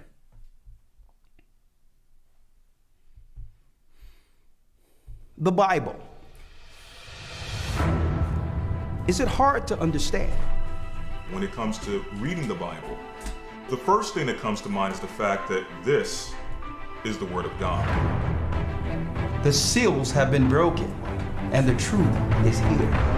And when we go throughout the scriptures, when we go throughout extra biblical records, we find that the language that God employed, that He used to create the heavens and the earth, was the Hebrew language. Christ said, I came for the lost sheep of the house of Israel. But yet no one, no religious leader, no religious church out there anywhere can now identify the 12 tribes of Israel. Can we? God is quite simple, but it seems as if man makes understanding Him hard. What are those mysteries? The truth of your book and the truth will make you free. The Hebrew and Bible Academy. You're invited.